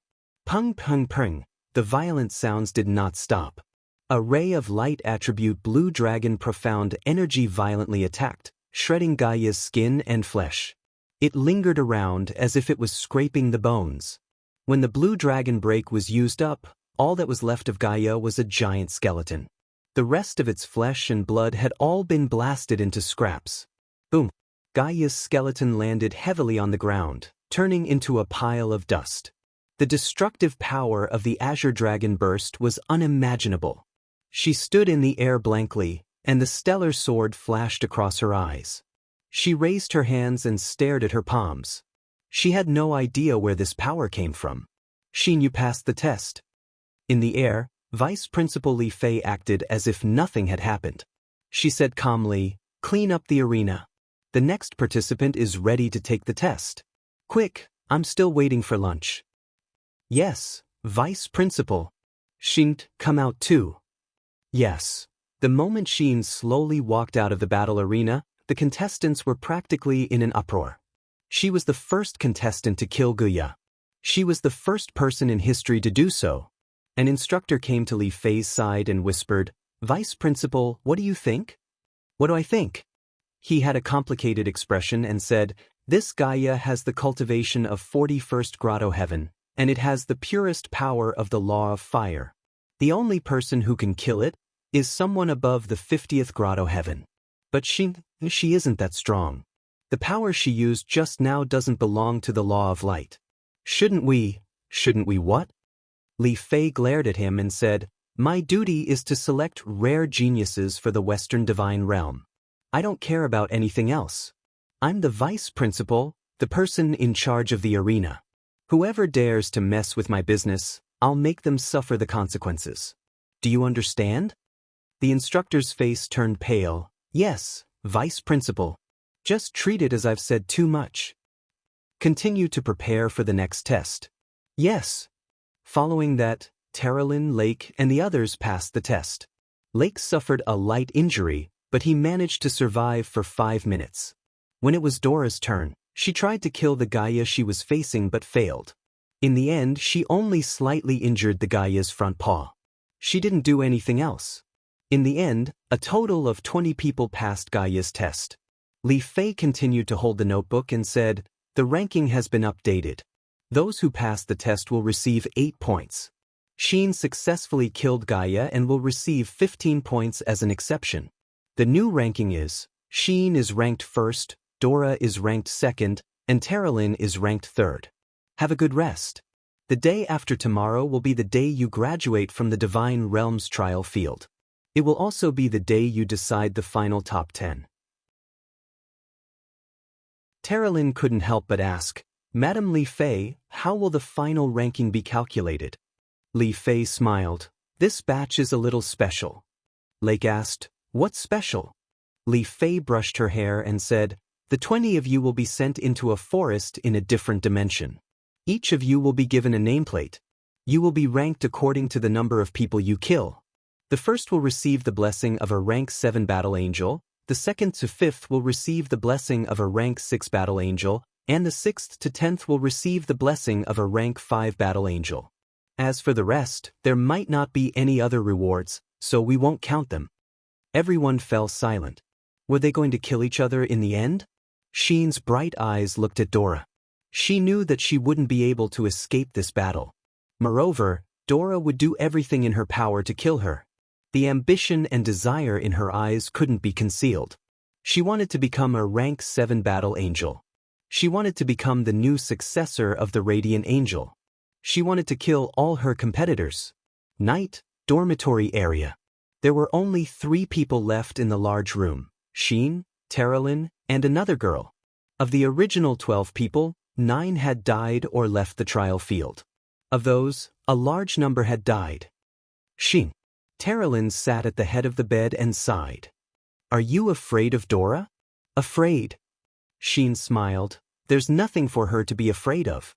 She should be afraid of herself, right? But her ambition will destroy her." Xin didn't say anything else. She covered herself with the quilt and lay down. She needed to rest. Terralyn couldn't fall asleep. She sat there quietly. "If you meet me in the trial field of a different dimension, will you kill me?" Terralyn asked again after a while. But there was no response. Xin had already fallen asleep. Clang clang. There was a knock on the iron door outside. The instructor shouted, "Stop talking and get some rest. Otherwise, I'll drag you out and strip you for everyone to see." The instructor of the realm of gods really didn't have a shred of shame. Terralyn couldn't help but smile faintly. Looking at Xin's back, she murmured, "I hope you already treat me as a friend." In the darkness, Xin's opened eyes slowly closed. The corner of her mouth rose as she continued to sleep. Shattered Cauldron Realm, more than 200 miles north of the 8 Wastelands. It was a world of ice and snow. This place was known as the Frozen Pole. It was rarely visited by humans. It was said that the soil closest to the surface was buried 10 meters deep under the snow, and this depth was constantly increasing. The Frozen Pole had snow and grade 7 winds during the day and grade 10 gales at night. There was no vegetation in the Frozen Pole. Not even a blade of grass grew in the Frozen Pole. There were only some strange plants buried deep in the ground and the sea in the Frozen Pole. The Frozen Pole was connected to the East Sea, but the sea had long been frozen. A snow-white fur seal was crawling on the ice, trying to find a hole to burrow into. The algae and fish in the sea were its only food. A cold arrow pierced through the fur seal's head. It howled miserably and fell on the glacier. Amidst the rustling sounds, a man quickly approached and grabbed the fur seal's body. He said with a face full of joy, "Marshal, this fur seal weighs at least 50 kilograms. Ha, that's great." In the distance, a group of banners was fluttering in the cold wind. It was a demon army. Qian Feng spurred his horse forward, his face ashen. Let's cook it in another 10 miles. If we can't find any plains or land, I'm afraid many of us will freeze or starve to death in the next 3 days. Don't worry, Marshal. We gods are the descendants of the gods. The gods will protect us. Is that so? Qian Feng looked up at the snowy sky and said, if we really are the descendants of the gods, I'm afraid we wouldn't have ended up here. Where are His Majesty and the 2 princes now? Marshal Shen Baichuan is leading an army of armored demons to protect them from the west. We can still see some ground from there. Have you found any traces of the Longdan army camp? No, Wei Chou has retreated. I'm afraid they've already retreated from the 8 wastelands. Protect His Majesty and the 2 princes. If necessary, Qian Feng muttered, we have to kill our way back. Otherwise, the icebound pole will only be the end of our race. Qian Feng stroked his horse's neck. It was a little restless. In fact, the warhorses in the army had not eaten grass for many days. If they continued forward, they would run out of food and ammunition. However, Qian Feng had no other choice but to continue forward in search of a new chance of survival for his race. Only, would there really be land for survival in the cold polar pole? That was probably just wishful thinking. Chapter 800. On the 24th of March, the morning of early spring was misty. The snow had melted, and warmth had returned to the earth, as if spring had just officially arrived at this moment. Construction was going on everywhere in Winter Frost City. The East capital had just been built, and all kinds of public facilities needed to be expanded and repaired. At this time, what the Qin Empire lacked was not money, but time. On the city wall, a magic crystal cannon was being hoisted and installed. Duke Wei Chou was standing by, supervising the construction in person. The defense position of the East City Gate was very important. If Winter Frost City was attacked by the enemy, this direction would be the first to bear the brunt. As the cold wind of early spring blew, the belt of Wei Chou's robe in front of his chest swayed slowly. A mysterious power of ghosts and gods lingered around his body like clouds and mist, which was quite a spectacle. Tuck, tuck, the sound of hooves galloping came quickly.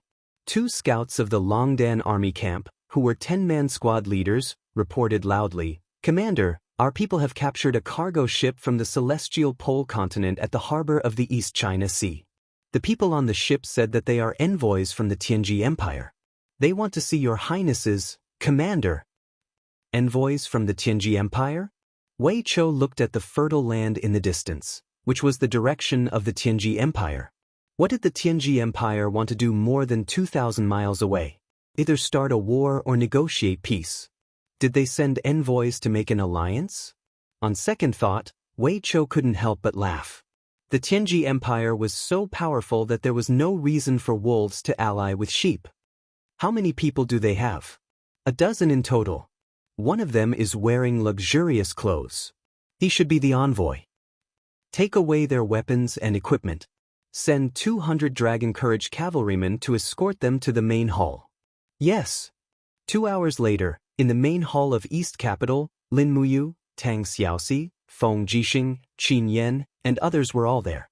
Lin Muyu stood in front of the throne with her hand on the hilt of her sword, waiting with a smile. You seems to be looking forward to this envoy? Feng Jixing asked with a smile. Yes, at least from this envoy, we can more or less see the attitude of the royal family of the Tianji Empire towards us. Yes, I think so too. At the foot of the throne, there were many officials. Zhen Yifan, Xiang Yu, Wei Chou, Bai Litsang, Su Yu, and the others were all present. Even Luo Xen had traveled thousands of miles from Yunzhong province to dispatch troops.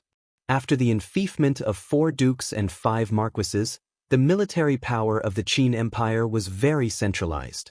At the very least, the situation of Tang Lan and Su Muyun refusing to dispatch troops would not happen again. Not long after, the emissary answered the summons. He was a lean man with a few attendants, but his weapons had already been removed. Tianji Empire's Tianji Province's envoy, Zhou Xinyao, greets Prince Qin, Prince Xin, Prince Zhong, and Princess Shi. He was calm and could actually identify everyone's identity one by one. It was enough to show how much the Tianji Empire knew about the Qin Empire. At the very least, they had done their homework. You know us? Feng Jixing said coldly. No, it's just my first time seeing the faces of the three princes. Then how do you know us? Zhou Xinyao smiled. It's very simple. The three princes are famous far and wide. Prince Qin Linmuyu is well-versed in the power of laws and is handsome. Prince Xin Feng Jixing is calm and steady. He is well-versed in the laws of wind, fire, and thunder. Prince Xin Qin Yan is the youngest among the three princes. Princess Tang Xiaoxi is extremely beautiful and can be said to be the #1 beauty in the Shattered Tripod realm. How could I not know her? What a sharp tongue. Tang Xiaoxi smiled. Zhou Xinyao, since you're the envoy of the Tianji Empire, tell me why you're here. Yes, Princess Shi. Zhou Xinyao raised his head, completely ignoring the gazes of the Qin Empire's civil and military officials around him. He said, the Tianji Empire is located in the northwest of the celestial pole continent. It has a vast land and a prosperous people. His Majesty, the sacred martial emperor Baiming Yuan, has long heard of the Shattered Tripod realm's richness and prosperity. Therefore, he wishes to form an alliance to protect and help each other. Along the way, I've seen a few counties and chambers of commerce in the Lingdong province. I'm deeply impressed by the prosperity of the Qin Empire. Your country's cloud brocade and silk weaving skills are superb and can be said to be otherworldly. Therefore, I request to establish trade relations with your country and exchange our Tianji Empire's goods for cloud brocade and silk weaving. Lin Muyu had long known that there was no silk in the celestial pole continent. Their brocade clothes were actually only equivalent to the fine cloth in the Shattered Tripod realm. In terms of true luxury, Tang Xiaoxi's cloud brocade dress was probably enough to instantly outshine all the luxurious clothes of the imperial concubines in the imperial palace of Tianji City. What do you have to exchange with us? Lin Muyu asked. Zhou Xinyao smiled. We have gold and silver. If your highness needs them, we can also transport the beauties of the Tianji Empire to the Shattered Tripod realm. Moreover, His Majesty said that as long as the Shattered Tripod realm is sincere in establishing trade relations with us, he's willing to pay 30% of our business income from the coastal ports of the Shattered Tripod realm as taxes. 30%? Lin Muyu raised her eyebrows. Is 30% enough? Then 40%? Zhou Xinyao's expression didn't look too good. Lin Muyu spread her fingers. 50% then. Oh right, what other good things do you have? Apart from money and women. Demon spirit stones, Zhou Xinyao said indifferently. Demon spirit stones? Lin Muyu pretended to be suspicious. Zhou Xinyao shook his head with a smile. That's right. Demon spirit stones are a kind of treasure that is completely different from the spirit stones in your empire's territory. Demon spirit stones are formed from the body of a demon spirit and can be refined and absorbed by cultivators. Regardless of whether one is in the sacred realm or the divine realm, one can absorb demon spirit stones without limit. In this way, an outstanding genius can obtain a great leap in power within a few years or even half a year.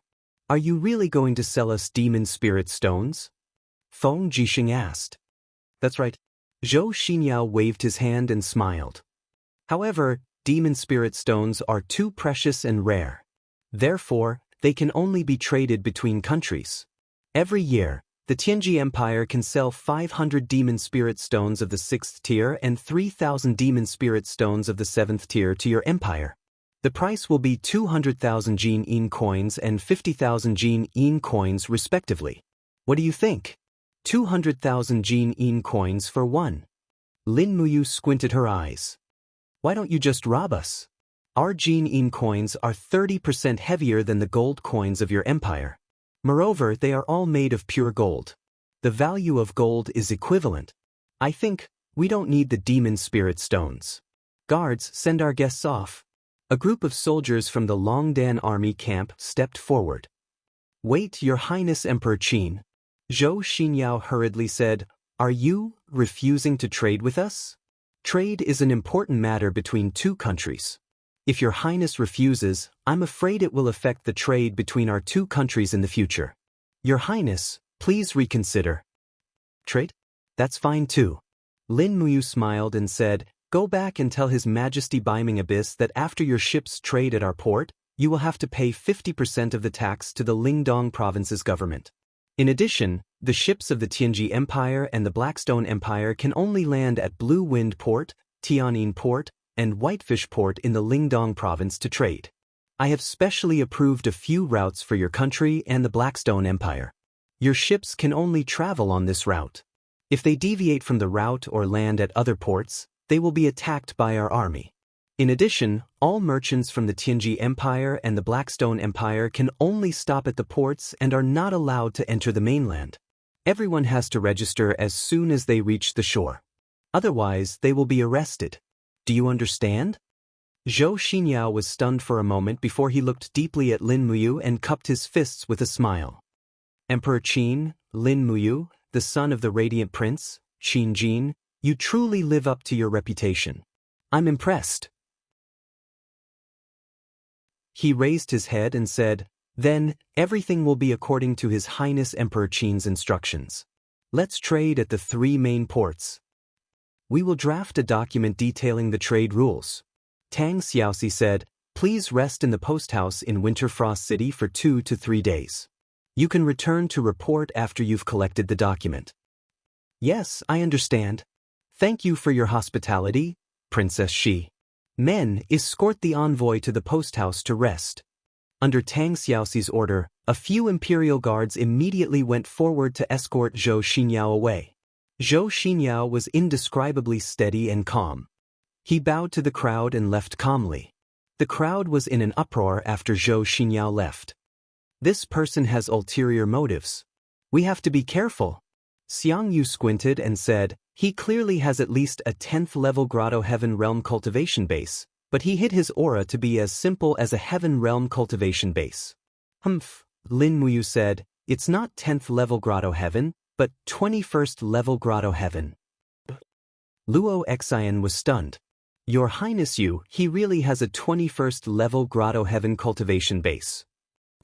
Although Luo Xian had been cultivating diligently for the past few years, she had only entered the Holy Heaven Realm. She could not see through Zhou Xinyao's true strength at all. On the other hand, the stronger Lin Muyu could see through Zhou Xinyao's suppressed power. She could determine his specific cultivation base and ability from his breathing and the pulse of his power. Zheng Yifan held the jade tablet in his hand and said calmly, Your Highnesses, do you think the Tianji Empire and the Blackstone Empire sincerely want to trade with us? Lin Muyu and Feng Jixing shook their heads together. Qin Yan, on the other hand, was ignorant of the affairs of the world.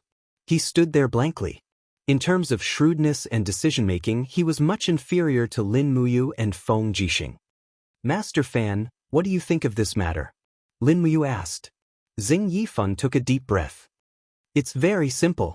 The Tianji Empire could have directly sent an army to invade us, but they didn't. Instead, they went to great lengths to send an envoy like Zhou Xinyao over. Then, there can only be 2 reasons. The first reason might be that Zhou Xinyao's visit was fake, and his real purpose was to find out the actual situation of our army. The second reason is that they are stalling for time. Zhou Xinyao's arrival is just a cover-up. Perhaps the Tianji Empire and the Blackstone Empire have other plans. That's right. Feng Jixing nodded. Lin Muyu placed her hand on the hilt of her sword. Her gaze was cold as she said, Then we will not change. Send more scouts and warships into the East Sea. We will know the enemy's situation at all times. Then, send people to keep an eye on Zhou Xinyao. We will not let him act rashly in Winterfrost City. Also, where is Bai Li Tsang? The Navy commander Bai Li Tsang stepped forward. I am here. How is the Navy's warships assembly going? Bai Li Tsang said in a deep voice. 2,000 warships and nearly 100,000 Navy soldiers are already stationed at the major military ports. In addition, 200 fortress ships have already set off from Daojiang. If there are no accidents, they will arrive at the East Sea coast in 2 days. Good. Then, Let's end the court session and return to prepare for war. Lin Muyu lowered her head and thought for a moment. Then she said, Ministry of Works, Xiling, you guys stay.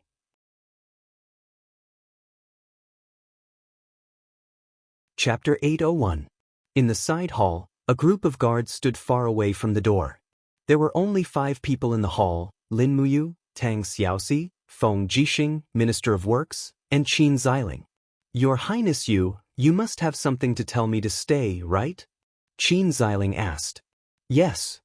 Lin Muyu put her hand into her Qianquan bag and searched for a while. She took out a black stone and said, Minister of Works, Xiling, take a look at what this is. This is? Qin Xiling took the stone and was stunned. It's so heavy. What kind of stone is this? It's completely different from ordinary stones. And it's cold, just like what? It's like coming from the cold hell. Hee, the stones of hell aren't cold. Lin Muyu smiled and said, this stone is called a demonic heart stone. It contains a kind of thing called demonic heart stone essence, which can be extracted. The essence is the nemesis of God state experts. Once it enters the bloodline, it can solidify the flow of divine power, making God state experts unable to use any divine power for a short period of time. This kind of demonic heart stone is produced in the celestial pole continent. Some of their weapons and arrows are tempered with demonic heart stone essence. As long as these weapons pierce the skin, even God state experts will become ordinary people. Feng Jixing was stunned. This is really one disaster after another. Our strength is already inferior to the celestial pole continent, and now there's this demonic heart stone. It doesn't matter. Lin Muyu smiled. Anyway, we only have so few God state experts. What difference can it make? You're quite optimistic. Feng Jixing laughed. Also, the demonic heart stone can't penetrate the divine wall, so it's just a decoration for God state experts who have comprehended the ability of the divine wall. In general, the demonic heart stone is used to deal with those God state experts who don't have profound cultivation. Previously, it was basically used as a weapon to fight between the sects in the celestial pole continent. Tang Xiaoxi blinked and said, Mu, the demonic heart stone is so powerful, and you're a master of forging weapons. Why don't you temper the essence of the demonic heart stone into your weapons? Actually, I've already tried. Lin Muyu pondered for a moment and said, although the demon heart stone can break divine power, it is incompatible with the material of steel. It will destroy the rigidity of the weapon. If I refine the essence of the demon heart stone into my weapon, then my weapon will not be able to bear all of my divine power. It will break by itself. How can such a weapon cut through the protective aura of an opponent? So there are pros and cons. Feng Jixing rubbed his palms together and smiled. Then what do we do now? Why did you leave Xiling and the Ministry of Works behind? The demon heart stone can't be used to make weapons, but it can be used to temper arrows. After all, arrows are a one-time business. Once they are shot, there is no hope for them to turn back. If you're lucky, the arrows can indeed be a deterrent. As she spoke, Lin Muyu took out a black and white arrow and said, Here, this is my failed product last night. I refined the essence of the demon heart stone into the white diamond arrowhead. I've tried it. Originally, the white diamond arrowhead could easily shoot into the rock, but this failed product actually broke the moment it touched the rock. I'm afraid it will also be very difficult to shoot into the body of a God state warrior. Your Highness, are you saying that after refining the demon heart stone, the arrowhead became brittle? Qin Xiling asked. Yes, you're right. It became brittle. Lin Muyu frowned and said, Perhaps the molecular structure of the demon heart stone is in conflict with the white diamond and iron. Otherwise, it wouldn't be so brittle. Last night, I fiddled with it for a long time, but I still couldn't understand it. Xiling, here is a piece of demon heart stone and a white diamond arrow. You and the Ministry of Works can take it back and study it. Qin Xiling nodded. I'll go back and study it, but I can't guarantee that I will be able to find out the reason. Something that even Your Highness you can't understand, I don't have the confidence. No, I believe you. Lin Muyu patted his shoulder and said, You are the Empire's #1 genius, Qin Xiling, one of the most outstanding people in the Qin clan. If even you can't solve this problem, then no one can. Xiling, you developed the magic crystal cannon and saved the empire from the iron hooves of the demon race. This time, we still have to rely on you. Qin Xiling nodded deeply. Yes, thank you, Your Highness, for your praise. I will do my best. Lin Muyu raised her eyebrows and said, Big Brother Feng, transfer 10 Imperial Guards from the main hall. From now on, they will stay by Xiling's side and act as his personal guards. Xiling alone is equivalent to 2 of our regular armies. I understand. Feng Jixing agreed with a smile. Qin Xiling was extremely grateful. Thank you, Your Highness, for your kindness. No need to be polite. Lin Muyu said, Yen is Xiao Yin's cousin. Speaking of which, you can also be considered as Xiao Yin's cousin. It's just that she hasn't had the time to acknowledge you yet. As long as Xiao Yin can come back, I will definitely persuade her to acknowledge you as her cousin and grant you the title of king. This is my promise, and I will never go back on it. Qin Xiling's entire body trembled. His entire person was dumbfounded. He was born in a distant branch of the declining Qin clan. His father had already given up on him, and the entire clan had given up on him. But now, he was the head of the weapons department and was already favored by thousands of people. He had made his father and clansmen look at him in a new light. If he was granted the title of king by the empress, then he would simply reach the peak of his life. Thinking of this, Qin Xiling almost cried. Don't cry, you're a man with a full beard. Lin Muyu teased him. Qin Xiling still wiped away his tears and said, Your Highness, we've known each other for 31 years. It's already been 42 years. These 11 years have passed by in the blink of an eye. You bunch of monsters will always have the same handsome appearance, but Xiling has grown old. Perhaps in a few years, Xiling will be an old man. When I see you again, don't, Xiling. Lin Muyu interrupted his words, we will forever be friends, no matter if we grow old or experience the vicissitudes of life. I have already passed on the Forging Dragon Bone Remnant Scroll to you.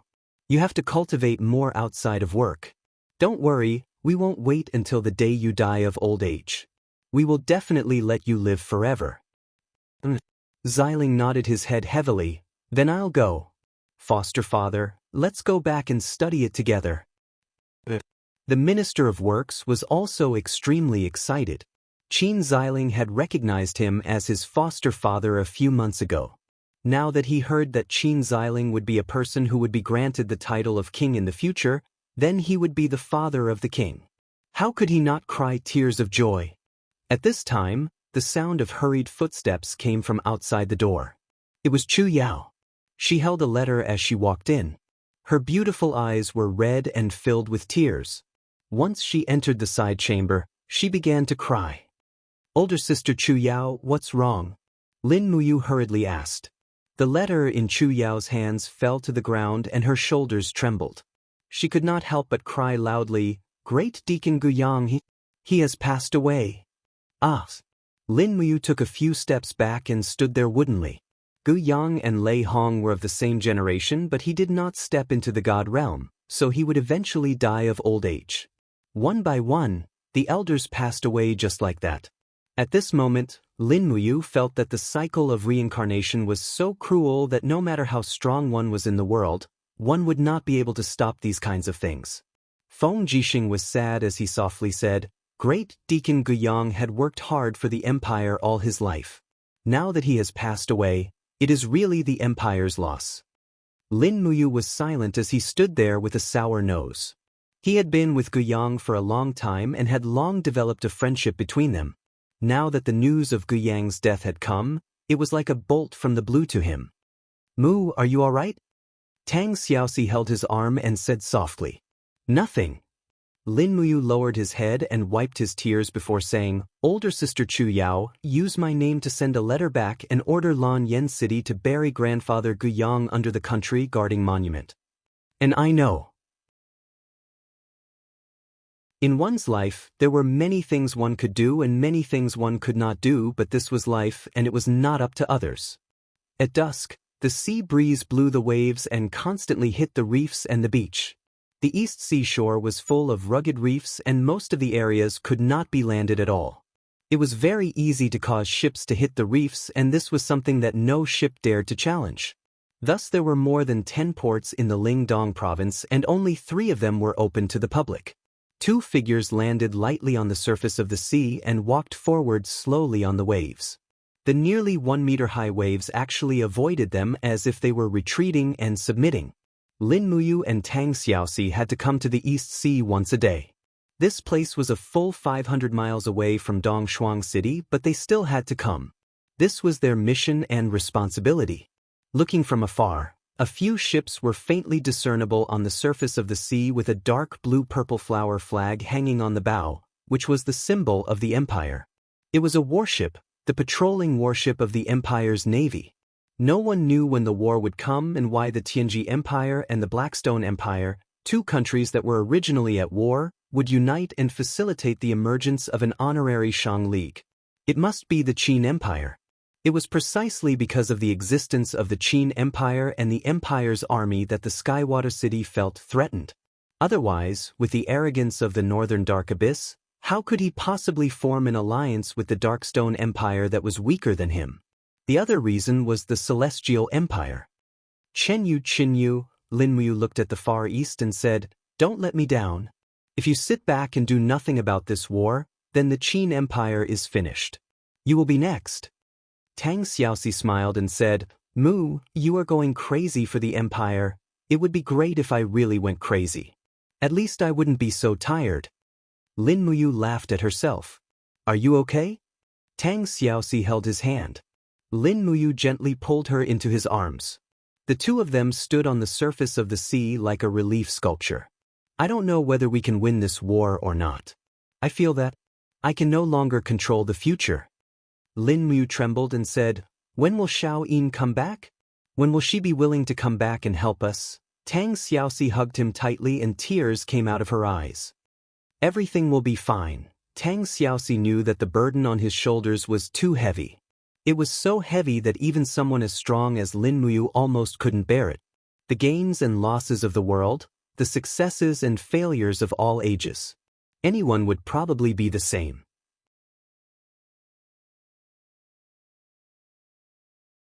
Chapter 802. The Lost Forest was a forest in an unknown plain. The Lost Forest was not very vast, but it was already controlled by the Western Heaven Realm. Because the terrain here was complex and ferocious beasts ran amok, it was treated as the last trial field of the Western Divine Realm. In this Lost Forest, the participants would kill each other. Rather than calling it a forest in another plane, it would be more appropriate to call it the graveyard of the gods. For thousands of years, how many outstanding and talented gods had fallen here, becoming the spoils of war for others. Swoosh, swoosh, swoosh, a few streams of light shot out in the sky. Each stream of light was a god. There were 20 participants, and a total of 20 God Emperor-level experts were used to supervise this trial. In the night wind, Li Fei's short red cloak swayed with the wind. The moonlight outlined her enchanting figure and charming face. She stood in the wind, hiding her aura to the point where it was almost impossible to detect her, like a leaf in the wind. Her beautiful eyes shone as she quietly watched everything in the forest. The 20 participants had already spread out. Next, it was time to see how they would perform. The killing would only stop when there were only 10 people left. Rustle! A clear sound came from the leaves in the grass. In the darkness, a beautiful figure crouched in the bushes. It was Xin. She did not fly, because once she used her divine power to fly, she would definitely expose her position and attract other hunters. This was the last trial, and it was destined that she would not have any friends. She held the star's sword in her hand, and the blade was not unsheathed. On her waist, there was a military knife that she had brought from the banished land. This knife was not a divine weapon, but it was sharp. However, at the crucial moment, this kind of inconspicuous weapon would always play a magical role. Xin was waiting for the appearance of her prey. Perhaps, it could be said that she was waiting for the trial to end. As long as she was not killed and not on the list of 10 dead, she would pass. No matter what, these 20 people were people that she had been with for many days. Although Xian would not be merciful, at least she would not lose her nature and fall into bloodthirst and killing. After waiting for nearly half an hour, the prey finally arrived. In the darkness, a figure slowly approached. It was a man in his 20s, wearing leather armor. His face was filled with caution as he looked around. In his hand was a cross-shaped sword that glowed with a faint divine luster. It was Luoda, a disciple chosen by a prestigious family at the edge of the Star region. He was at the 22nd Grotto Heaven realm and could be considered an expert. Shwa shwa. On Rhodes' neck, there was a nameplate shining with a silver luster.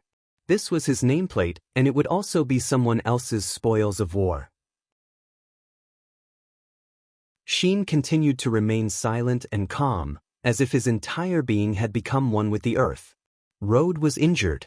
His left arm was dripping with golden blood. There were pursuers. Moreover, the pursuer wasn't far away. A powerful pressure covered the sky and covered the earth. A person fell from the sky like a bolt of lightning. Bang! The blade of the sword split a huge rock in half, emitting a radiance that was as bright as the sun. Although Rhodes dodged this attack, the aftershock had already burned Rhodes, burning through his leather armor and burning red marks on his chest. The blade of the sword was emitting a piercingly cold radiance, illuminating the face of the pursuer. It was Luo Pei, the chosen disciple of the Sea Breeze clan. "You really want to kill me?" Rhodes gritted his teeth, and his whole body trembled. "If I don't kill you, how can I obtain the battle angel's blessing?" Luo Pei tilted her head, and her face was filled with a smile. "If you want to blame someone, blame it on your own incompetence. Rhodes, see you in the next life." The blade of the sword trembled, and endless light energy surged into it, as if it was going to melt this godly weapon. Rhodes' face was filled with horror and pain. Although he was also a cultivator between the 20th and 30th Grotto Heaven realm, Rhodes was completely powerless to resist. Not only was Luo Pei stronger than him in terms of strength, but she also completely surpassed him in terms of martial arts and battle techniques. This was also the reason why he was defeated within 10 moves. Pang! Divine power erupted, and in the blink of an eye, the ribs in front of Rhodes' chest were burned to ashes, and his life was gone. His body was like a fallen leaf that was blown away by the wind, and it just happened to fall in the direction of Xian. He landed on the ground with his head raised, and he slid far away. His chest was burning, and he was only 1 meter away from Xian. A pair of eyes filled with fear and unwillingness looked at her. Not good. Xian's heart turned cold. What a coincidence! Rhodes' corpse just happened to expose her hiding place. She hurriedly leaped backward. Xian? Luo Pei was slightly stunned. She stepped on Rhodes' corpse with her battle boots, and reached out her hand to pull off his name tag from his neck. She almost broke Rhodes' neck. She raised her head to look at Xian, who was standing on the hill, and smiled. "Don't be afraid. We are in the same group, and Rhodes is just a pitiful individual. Why don't we work together? This way, no one in the entire Lost Forest will be our match." "Oh, is that so?" Xian's expression was calm. "Of course." Luo Pei spread out her hands and smiled. "You should have heard of our Sea Breeze clan, right?" "I don't know." No wonder. You were originally a lost god from the banished land." Luo Pei smiled. The Sea Breeze clan is located in the distant southern border, and has the ruling power of 104 galaxies. Under our clan's command, there are 7 regular legions, and each legion has at least 1 million people. If you are willing to work with me, I will recommend you to join our clan. With your potential, perhaps you can become a legion commander within 10 years. "Is that so?" Xian seemed to understand something and said, "Then let's work together. But shouldn't you share your spoils of war with me as well?" Luo Pei looked at Rhodes' name tag in her hand, laughed, and threw it out. Xian caught it and put it into the bag on her waist. She said, "Let's go and look for the next target." The two tacitly chose to walk side by side. Not long after, a powerful aura appeared in front of them, but it was not a participant, but a grizzly bear that was at least 10,000 years old. It's a mountain grizzly bear. Luo Pei suddenly crouched on the ground and said, "Don't underestimate this big guy. One slap is enough to shatter a god's aura, so we'd better be careful. One on the left, one on the right. I will bluff to attract its attention from the left, and Xin, you launch a fatal blow from the right. Remember, it must be a fatal blow. We can't waste too much divine power on beasts." She nodded. The two separated, and Luo Pei flew to the left, raised her sword, and burst into light. She laughed and said, "Hey, you idiot, come and eat me if you have such a good appetite." Roar, roar, roar. The mountain grizzly bear galloped away. Swoosh!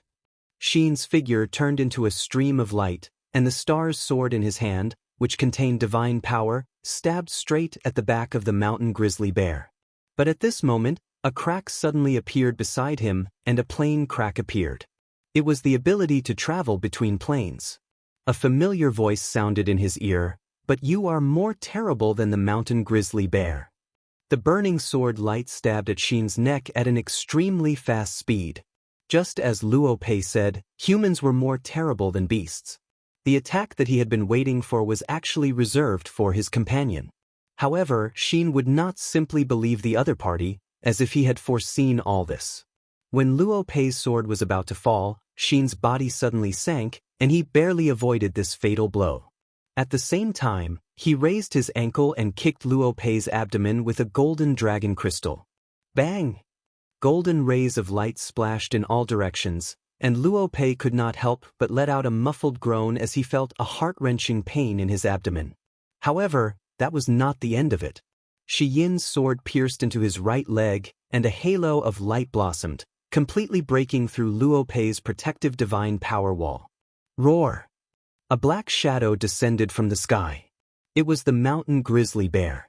It pounced down from above, and its sharp claws slapped on Luo Pei's shoulders. It opened its mouth and bit off more than half of Luo Pei's head. With another bite, the entire head was bitten off, and it was a horrible sight. Xin quickly retreated, and she opened her hand and sucked Luo Pei's nameplate over. This way, she already had 2 nameplates. As long as she did not die, she was almost destined to be in the top 3. Swoosh! Her figure hid in the dark forest and did not appear again. In the air, a God Emperor-level instructor with his arms crossed watched coldly. He could not help but laugh. Interesting, what a ruthless little girl. No wonder even Deputy Dean Li Fei said that the people in this God's chosen trial are very strong. Bang! When it was close to dawn, in another direction of the lost forest, a corpse fell heavily to the ground. It was also a candidate from a different plane. Ding! Dora's arm was covered in the golden blood of the gods. She took off the nameplate of the dead man and hung it on her chest. On her chest, there were a total of 5 nameplates flashing. This meant that she had already killed 4 people. Dora suddenly turned around and looked at the other side of the mountain range. There was a ripple of divine power. She could not help but laugh, and her beautiful face was full of malevolence. "Terilyn, I found you." Swoosh! Her figure suddenly disappeared. Dora was like a goshawk falling from the sky, pouncing on its prey. The prey was Terilyn, who was holding a thin sword and running in the forest. 2 nameplates were hanging on Terilyn's chest, and her arm was injured and stained with blood. "Die, Terilyn." Dora abruptly raised his long sword, and a brilliant light burst forth, illuminating the entire forest as if it were daytime. Terilyn raised her head to look at the sky, her face full of horror. At this time, Li Fei's voice came from the distant sky. "The number of surviving participants is 10. The trial is over. All participants, come to me and calculate the results." "The trial is over," Terilyn shouted. She knew that she was no match for Dora. However, Dora did not have the slightest intention of stopping. Her eyes were full of malevolence as she shouted, "Childish. The winner does not need 10 people. All of you can die."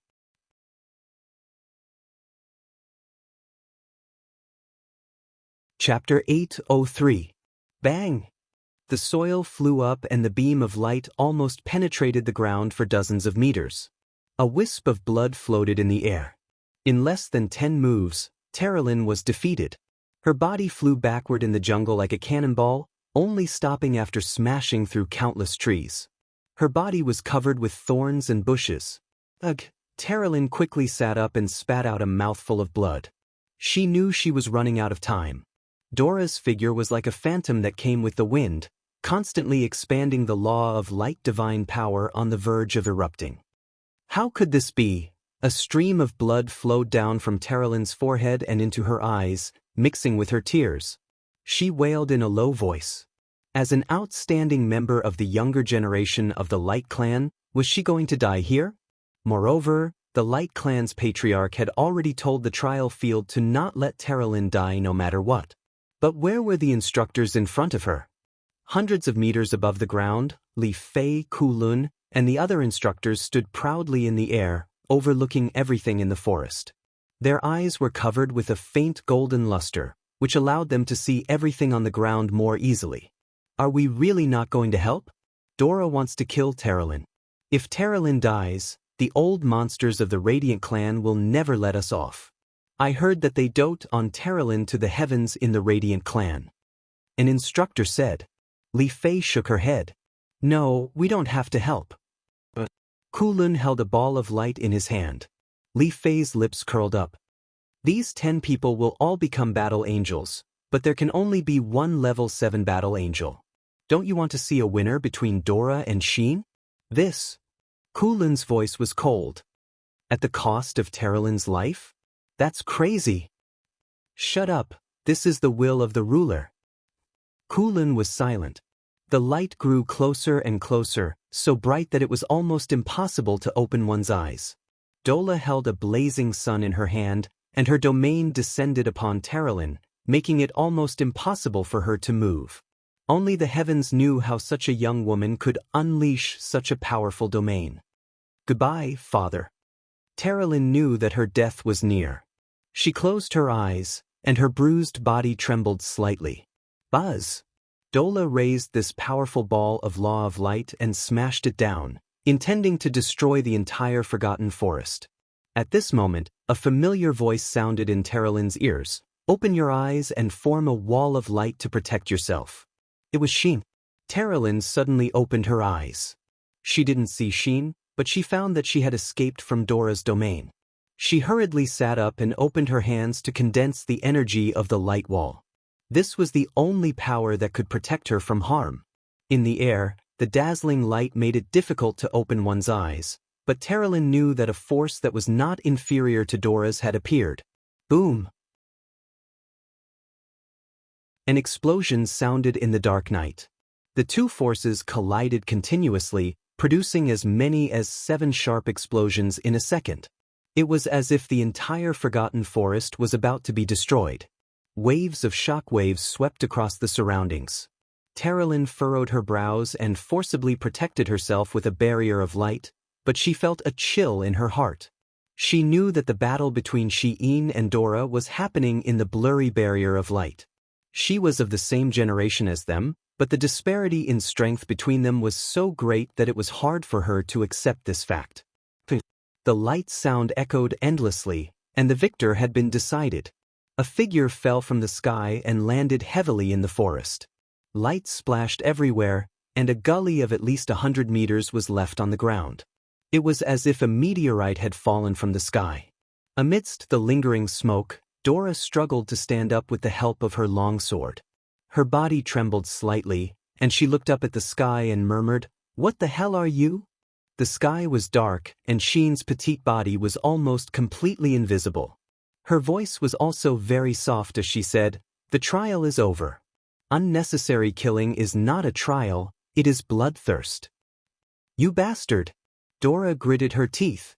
At this moment, Li Fei and the other God Emperor level instructors landed one after another, and participants from all directions were constantly gathering. The trial was really over. "Terralyn, are you okay?" Li Fei asked calmly. Terralyn shook her head and stood up by herself. "I'm fine. Thank you for your concern, Vice Dean." "You're welcome." Li Fei looked around and saw that there were only 10 participants left. "Congratulations, You will all receive the Battle Angel's inheritance and blessing.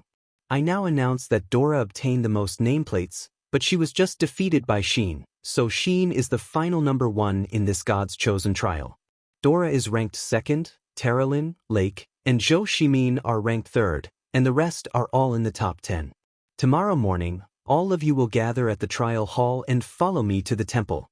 The ruler will personally host the Battle Angel inheritance and blessing ceremony for you. Yes. Now all of you stand beside me. Everyone approached. Li Fei stepped on the ground and shouted. In the blink of an eye, everyone disappeared from the empty forest. Air swirled, and the empty forest returned to its original peace. If they wanted to liven up again, they would have to wait for another 100 years. After dinner, the dormitory was empty except for Xian and Terralyn. The other girl had already been killed by Dora in the final trial. Xian leaned against the headboard and closed her eyes. The power of the law of light slowly circled around her. She was still cultivating. Thank you, Xian. Terralyn, who was flipping through an ancient book, suddenly turned around and sincerely said, "If it wasn't for you, I'm afraid I would have been killed by Dora." Xian turned to look at her. No need to thank me. So many people participated in the God's chosen trial, and only 10 people were left. We should cherish each other. In the future, we won't have such a friendship again. Terralyn muttered. I heard that Luo Pei was killed by you. Yes, he was courting death. Xian's voice was calm. Terralyn smiled. Then, if you meet me before the top 10 are decided, Xian, will you kill me? Xian looked at her indifferently. After a few seconds, she said, In the Lost Forest, it's not that I can't feel your aura. If I want to find you, it's as easy as flipping my hand. Terralyn was startled. The fear on her face disappeared in a flash, and was replaced by a smile from the bottom of her heart. Xianxia, we're friends from now on, right? Xian smiled. Yes. Lake and Zhou Shimin grew up with me. They're not bad people. Maybe we can unite in the future, although Lake seems to want to pursue you. Lake? Xian smiled. I remember this person, but I don't have a deep impression of him. Xian, Lake is handsome and not weak. Will you be together with him? Be together? Xian couldn't help but smile. I've never thought about it. Moreover, I can feel that there's someone waiting for me. I want to be with him, and there won't be anyone else. Who is it that our Miss Xian thinks so highly of? I don't know. I can't remember him. Xian leaned her head against the headboard and said helplessly. Terralyn closed her book and smiled. It's okay. I'll accompany you. We'll go find him together. Yes. Xian nodded and thought for a moment. Terralyn, there are a total of 10 of us who will receive the Battle Angel's inheritance. But I feel that things won't be so simple. You have to be mentally prepared. Perhaps what awaits us isn't great power or a noble status, but something else. Yes, I know. This year's Chosen of God trial is indeed strange, but I can't say what it is. Sleep early. You'll receive the inheritance tomorrow. Okay. The next morning, the 10 participants woke up early. After eating breakfast, they gathered in the trial hall. This time, not only was Li Fei present, but there was also another familiar figure. Xian. The blazing angel had arrived. Xian smiled. When she saw Xian, she opened her arms and hugged her. She patted her back and said, Xian, you really didn't disappoint me. Congratulations, you will become a powerful rank 7 battle angel. Xian was a bit dazed, but she still smiled and said, Thank you, Lady Xian. Li Fei said respectfully, Since everyone is here, Lady Xian, shall we go? Xian lifted her foot and lightly stomped on the ground. Immediately, rays of golden light surrounded the feet of everyone in the hall. With a so sound, everyone's body was pulled into a different plane. After passing through, they easily arrived outside a dignified and solemn building. Giant pillars rose into the sky, hidden in the clouds. This building was actually hundreds of meters tall. It was breathtaking. God Temple, the holiest place in the Western Divine Realm. Follow me. Xian smiled and stepped into the God Temple. The participants followed Xian in. The inside of the temple was very spacious. In the center of the temple, there was a magic seal on the ground. Dozens of meters around it were divine servants. These divine servants were wearing white robes, and their faces were hidden under their hoods. They were chanting something. In the center of the temple, there was a luxurious throne. A person was sitting on the throne, and his body was shrouded in a light curtain. No one could see his appearance. Ruler Claude. Congratulations, my children. Claude smiled faintly. Sheen frowned. Claude's voice made her hair stand on end. Terralyn, Lake, and the others looked at each other in shock.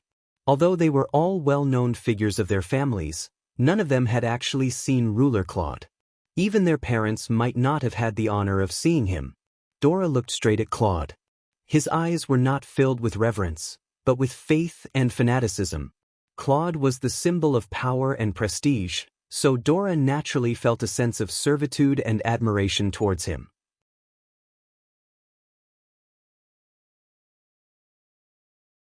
Chapter 804.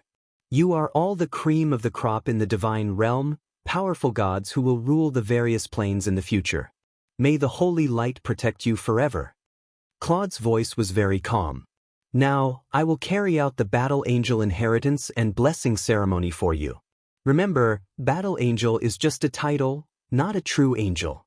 As long as you become a Battle Angel, you will have a chance to break through to become a four-winged Radiant Angel. When that time comes, you will be the mainstay of the divine realm. The group of contestants listened respectfully to the ruler's teachings in silence. The two seraphs, Xianxia and Eva, floated to Claude's left and right, one on each side. They looked at the contestants leisurely. Xianxia said, "One by one. 10th place, you go first." The 10th place was a contestant carrying a heavy shield. He respectfully came to the center of the temple and stood still. He knelt on one knee and said, "Thank you, Lord Ruler, for your blessing." Claude, who was shrouded in the light, had an indiscernible expression on his face. He merely smiled and waved his hand. In an instant, a powerful wave of divine power enveloped the candidate's body. With a low growl, he fell to his knees, as though he was in great pain. His blood was pumping and his veins were bulging. A strange light elemental power surged in his body, as though it was about to burst his body. Patter! In the sky above the temple, the thousands of statues gathered their palms together. Drops of holy water condensed together. Suddenly, a drop fell, falling straight on the contestant's head.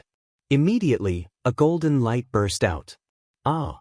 The contestant finally couldn't help but scream. His body twisted and struggled, and the shield in his hand repeatedly knocked against the stone bricks. About 2 minutes later, the light dissipated. He lay on the ground powerlessly, but a pair of blood-red light wings flickered behind him. He had received the inheritance.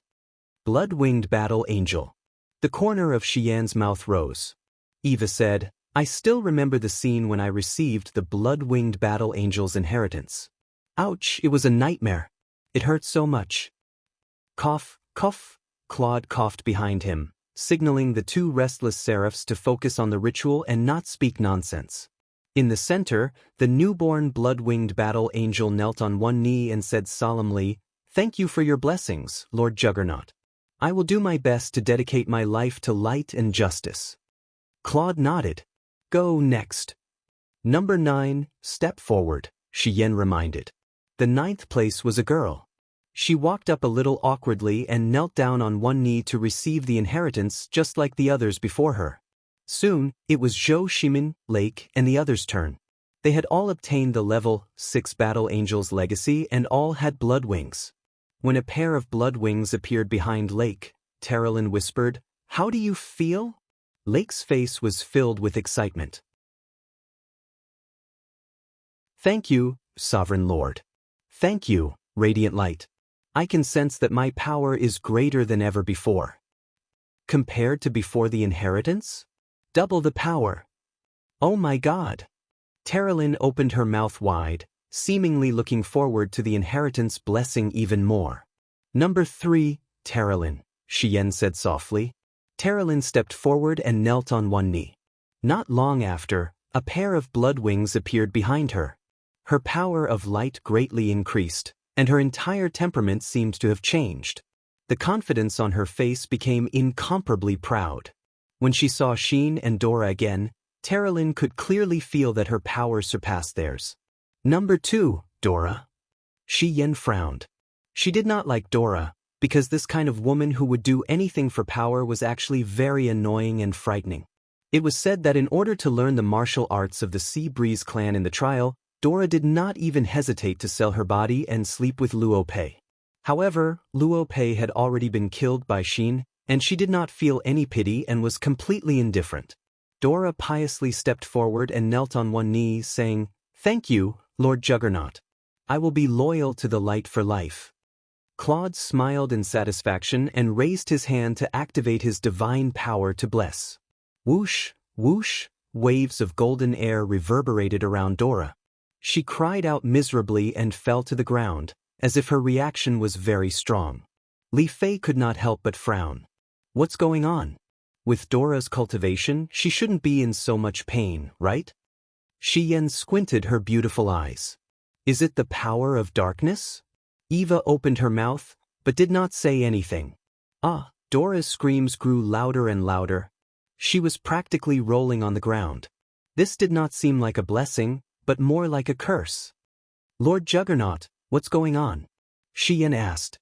Claude's gaze was cold. Pain is just to make her stronger. Everyone just watched and even felt a little sorry for her. Although Dora was bloodthirsty and cruel, making her suffer like this made people feel pity. Finally, after howling for nearly 5 minutes in the golden light, Dora slowly stood up, trembling. Behind him, a pair of black light wings unfurled with a whoosh. Heavens, a black-winged battle angel. Eva cried out in surprise.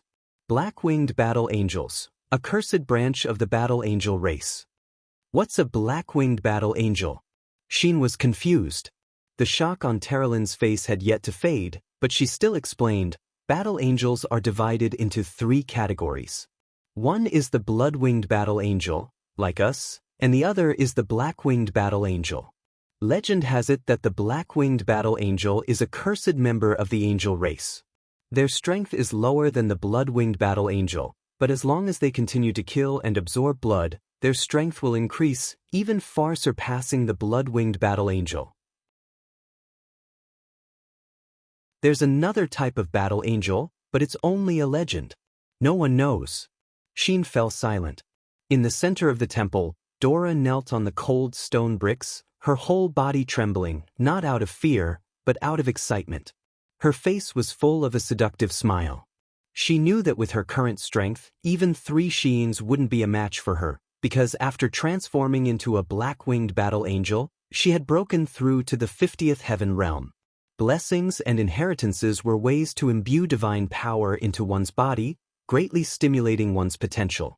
Otherwise, there wouldn't be so many high-level cultivators in the Western Divine Realm, and they wouldn't be able to compete with the East Heaven at all. Terralyn, for example, was originally at the 29th Heaven Realm, but after receiving the blessing of the blood-winged battle angel, she broke through to the 45th Heaven Realm. In the future, when she obtained 4 or 6 wings, her cultivation would greatly increase. Angel wings were the privilege of the Western Divine Realm, and also their advantage. First place, Xin, accept the inheritance. Xian smiled. She really didn't know how to hide her feelings, and her likes and dislikes were completely written on her face.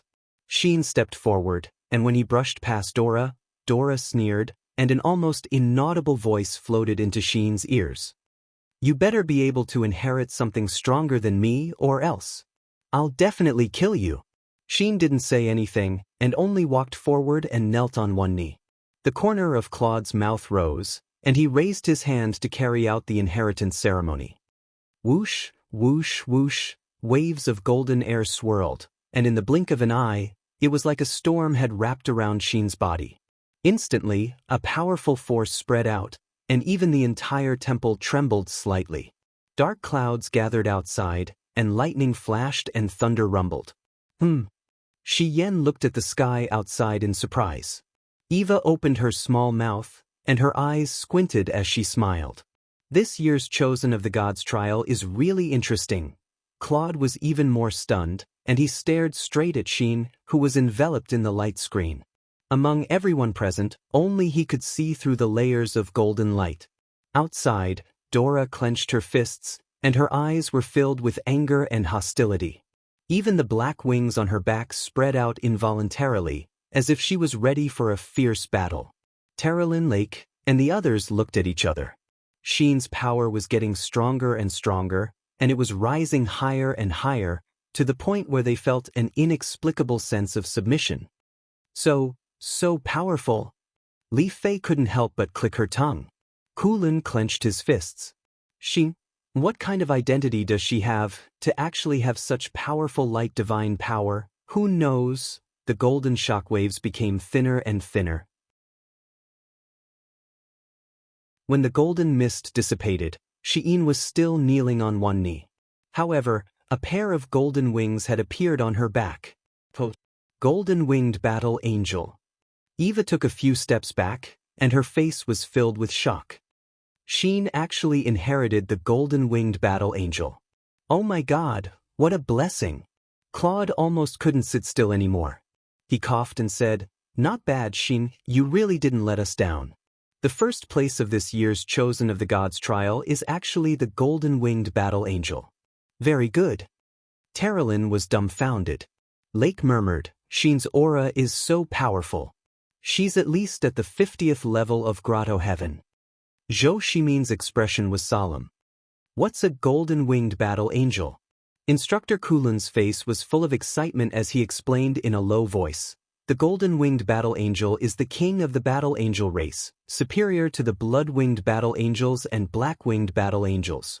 There's only one in 10,000, and legend has it that there hasn't been a golden-winged battle angel in the past 100,000 years. I originally thought this was just a legend, but it seems like it isn't. Legend has it that the golden-winged battle angel is about 50% stronger than the blood-winged battle angel. Zhou Ximin was shocked. Xian stood up, hid her wings, and returned to her original position. She glanced at Dora beside her and said calmly, "Now, do you still want to kill me?" Dora gritted her teeth and said in a low voice, "Then you have to be careful when you sleep at night." "Okay, I welcome you at any time." The corner of Xian's mouth rose and she said, "Even if you don't come looking for me, I will come looking for you. Don't worry." This time, it was Dora's turn to feel uneasy. Being targeted by a golden-winged battle angel was not a good thing. Claude stood up, and his body was enveloped by a holy light. He smiled and said, "Congratulations, the 10 of you have become the cream of the crop among the battle angels. This time's Chosen of God trial is not so simple. You will receive a new mission, and you will form a team of 10 to complete a mission that concerns the future of the entire Western Divine Realm. You have 3 days to rest, and that's it. Xian, you stay behind." "Yes, my lord."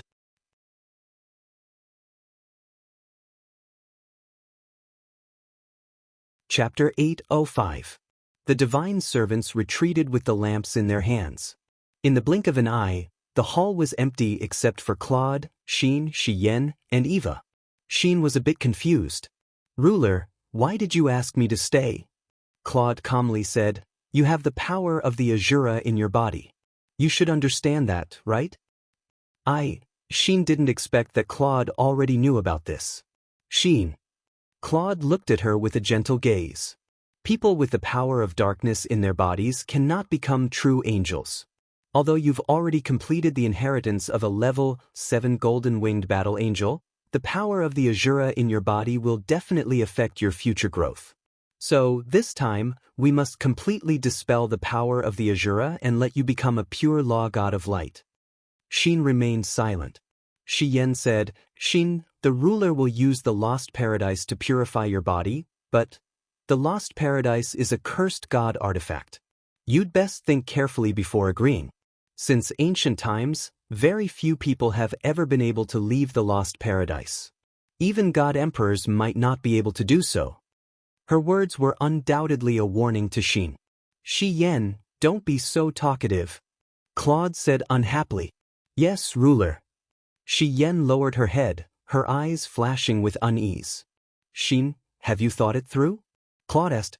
Rather than saying it was a question, it was better to say that it was a form of coercion. Yes, ruler. Xin had no choice but to submit to a fate that she couldn't control. But make your preparations. We'll enter the lost paradise in 2 hours. Yes, outside the hall, a cold wind blew, causing Claude and Xian's robes to flutter. Xian. Ruler, are you unable to see where you are? Claude asked. Xian bit her red lips and did not continue speaking. Xin is just a wandering soul from the banished land. Is it really worth it for you to go against my will? Claude asked. The great sovereign said that Xin is nothing more than a wandering soul from another plane. Why should we make things difficult for her? She has already experienced many hardships. If she were to perish in the lost paradise now, where would the heavenly Tao be? Heavenly Tao? Claude smiled. Xian, is she really a wandering soul from another plane? Milord, what do you mean? Don't play dumb. Claude's voice was cold. No matter how Xin tries to hide it, she can't hide her sharpness. The divine spark in Xin's Yi is an incomplete divine spark of the law of light. The ability she uses is called the celestial dragon crystal. In all the planes of the universe, there's only one person who fits that description, and that's Qin Yin. Claude's eyes were full of cold light. He looked at Xian with his sword-like eyes and said, You are also a top expert with the cultivation of the 99th level of heavens. Can't you see this? Rather than playing dumb, it's better to say that you want to help Qin Yin, right? But Xian was at a loss. Xian, you're too kind. Claude said, if it weren't for kindness, there wouldn't be a second seraph in the Western divine realm, right? There's nothing bad about Eva becoming a seraph. Even if that's the case, there's no room for negotiation on this matter with Xin. Claude suddenly opened his palm, and a dazzling ice crystal appeared in his palm.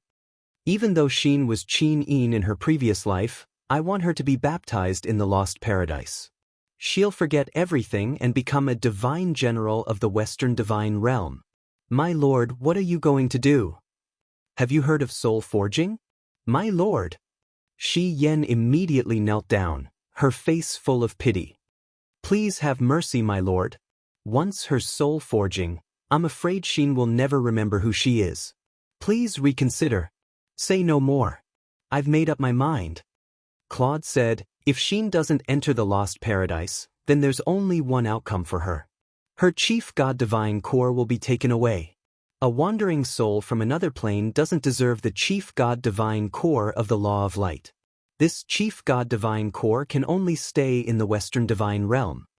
Xian looked desolate as she murmured, then, I'll listen to my lord and let Xin enter the lost paradise. That's right. 2 hours later, in the great hall. Xin waited quietly. She had already changed into a new set of clothes that belonged to a battle angel. She wore a white shirt and a white skirt, and a cloak embroidered with golden edges. Even her collar was embroidered with a golden cross pattern of the Western divine realm. She stood there quietly, as beautiful as a perfect goddess statue. Xin's looks are second to none even in the Western divine realm. Eva sighed. Claude couldn't help but snort coldly. As a blazing angel, you're actually so immersed in your appearance. I'm a woman after all. A man like you won't understand. I don't want to understand either. Claude walked up and asked, Xin, are you ready? Yes, Juggernaut. Very good. Claude suddenly opened his palm, and the lost paradise in the form of an ice crystal shone with a dazzling light. In the blink of an eye, it transformed and became as dazzling as a star. Claude said, all right, you can enter the lost paradise at any time. As long as you can survive for 3 days, the lost paradise will automatically send you out. Yes, thank you, Juggernaut. Wait, Xin, Xian suddenly said. Xin was stunned. Lady Xian? Don't call me lady, call me big sister. Xian sighed. Xin smiled. Big sister Hien. All right, Xian smiled miserably and said, come back alive. Then, Xin didn't say anything else. She turned around and leaped into the lost paradise. With a swoosh, The world spun around her as her body was pulled down by a powerful force. There seemed to be no end to this. One plane after another flashed before her eyes, and some of them seemed to bring back memories of the past. However, Xian didn't even have time to think about it. Suddenly, the light in front of her shone brightly, and she fell into an illusory world. Everything around her was the color of blood, and she couldn't see anything. This is the lost paradise? She murmured. This is what the lost paradise looks like, Buzz. A ripple appeared in the illusory space in front of her, and a middle-aged man in a long robe walked out. His face was filled with benevolence, and he said with a smile, "Xiaoyin, you're back." Behind him, the scenery continued to blur, forming into the shape of a majestic palace. There were also some guards in white robes and silver armor standing guard at the side. That was the Zetian Palace, and the man in front of her was Qin Jin. However, Xian didn't remember him at all. "Who are you?" she asked in a small voice. The middle-aged man smiled. After a long time, he said, "I am your father, Xiaoyin.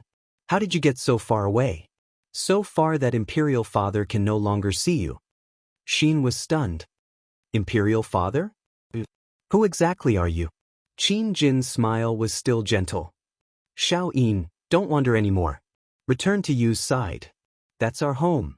My poor daughter, you've suffered so much. Don't wander anymore. Imperial Father will always be watching over you." His body was abruptly torn apart by time, and what replaced it was a vast expanse of fertile land. The sounds of battle rang out everywhere. Countless cavalry and infantry charged on the battlefield. The Empire's war flag swayed, but it fell again, and was then trampled by the enemy's iron hooves, filling the ground with mud. Amidst the dripping blood, a young general was covered in blood as he staggered toward Xian. There were a few arrows in his shoulder and chest, and his leg had been pierced by an enemy's spear. He couldn't walk very well. He dragged his right leg as he walked over step by step, using his long sword to support himself on the ground. That long sword was very familiar. It was Xian's stellar sword. "Xiaoyin." He walked over step by step. Blood flowed down his face, but there was a doting smile on his lips. "Xiaoyin, you're back? I've waited for you for 5 years, 5 years. It's good that you're back, it's good that you're back." The sound of iron hooves could be heard, and a huge black shadow descended from the sky. It was a general who was completely pitch black, and he stepped on Xian's back. He vomited blood, and his whole body fell to the ground in a sorry state. He was firmly stepped on by the enemy general. "Xiaoyin, my Xiaoyin." Blood and tears flowed out of his eyes. He raised his head and looked at Qin Yin. The enemy's spear pierced through his chest, and his whole body was nailed to the ground. Xian's whole body trembled. She knew him. "No, no." She shouted with all her might, but it was to no avail. The enemy general pulled out his sword and grabbed Xian's short hair. The sword flashed, and blood spurted into the sky. The next moment, his head was already in the enemy's hand. Xian knelt down, and his whole body was on the verge of collapsing. The scene was torn apart again. The surroundings were a sea of blood, and countless corpses were lying on the battlefield. Broken spears and halberds were scattered all over the ground, and the war flag was on the ground, soaked in blood. The Empire had failed. Xian didn't know what the scene in front of her meant, but she felt as if her heart was being pierced by a sharp knife. Tears flowed down her face, and she knelt on the ground, sobbing bitterly. The lost paradise, the place where all the joy of the world was lost. What was the end of pain? It was heartlessness, and it was forgetting everything. Xian's whole body trembled, and she lay on the ground full of corpses. She was like a drop in the ocean of desolation and loneliness. Suddenly sitting up, Lin Muyu sat up from the bed, sweating profusely. Her mind recalled the nightmare just now, and she murmured, "Xiaoyin, Xiaoyin." Not far away, Bai Yin, who was sleeping outside the door, also woke up. He hurriedly asked, "Your Highness, what's wrong?" It's nothing." Lin Muyu said softly, "I just had a nightmare, it's just a false alarm." "Bai Yin, what time is it now?" It's 2:45 in the morning. Oh, is there any news from the East Coast? Not yet, Your Highness need not worry. Go to sleep. That you're tuning in to the Wandering Hero YouTube channel. Don't forget to subscribe and join us on this journey to catch the most captivating stories.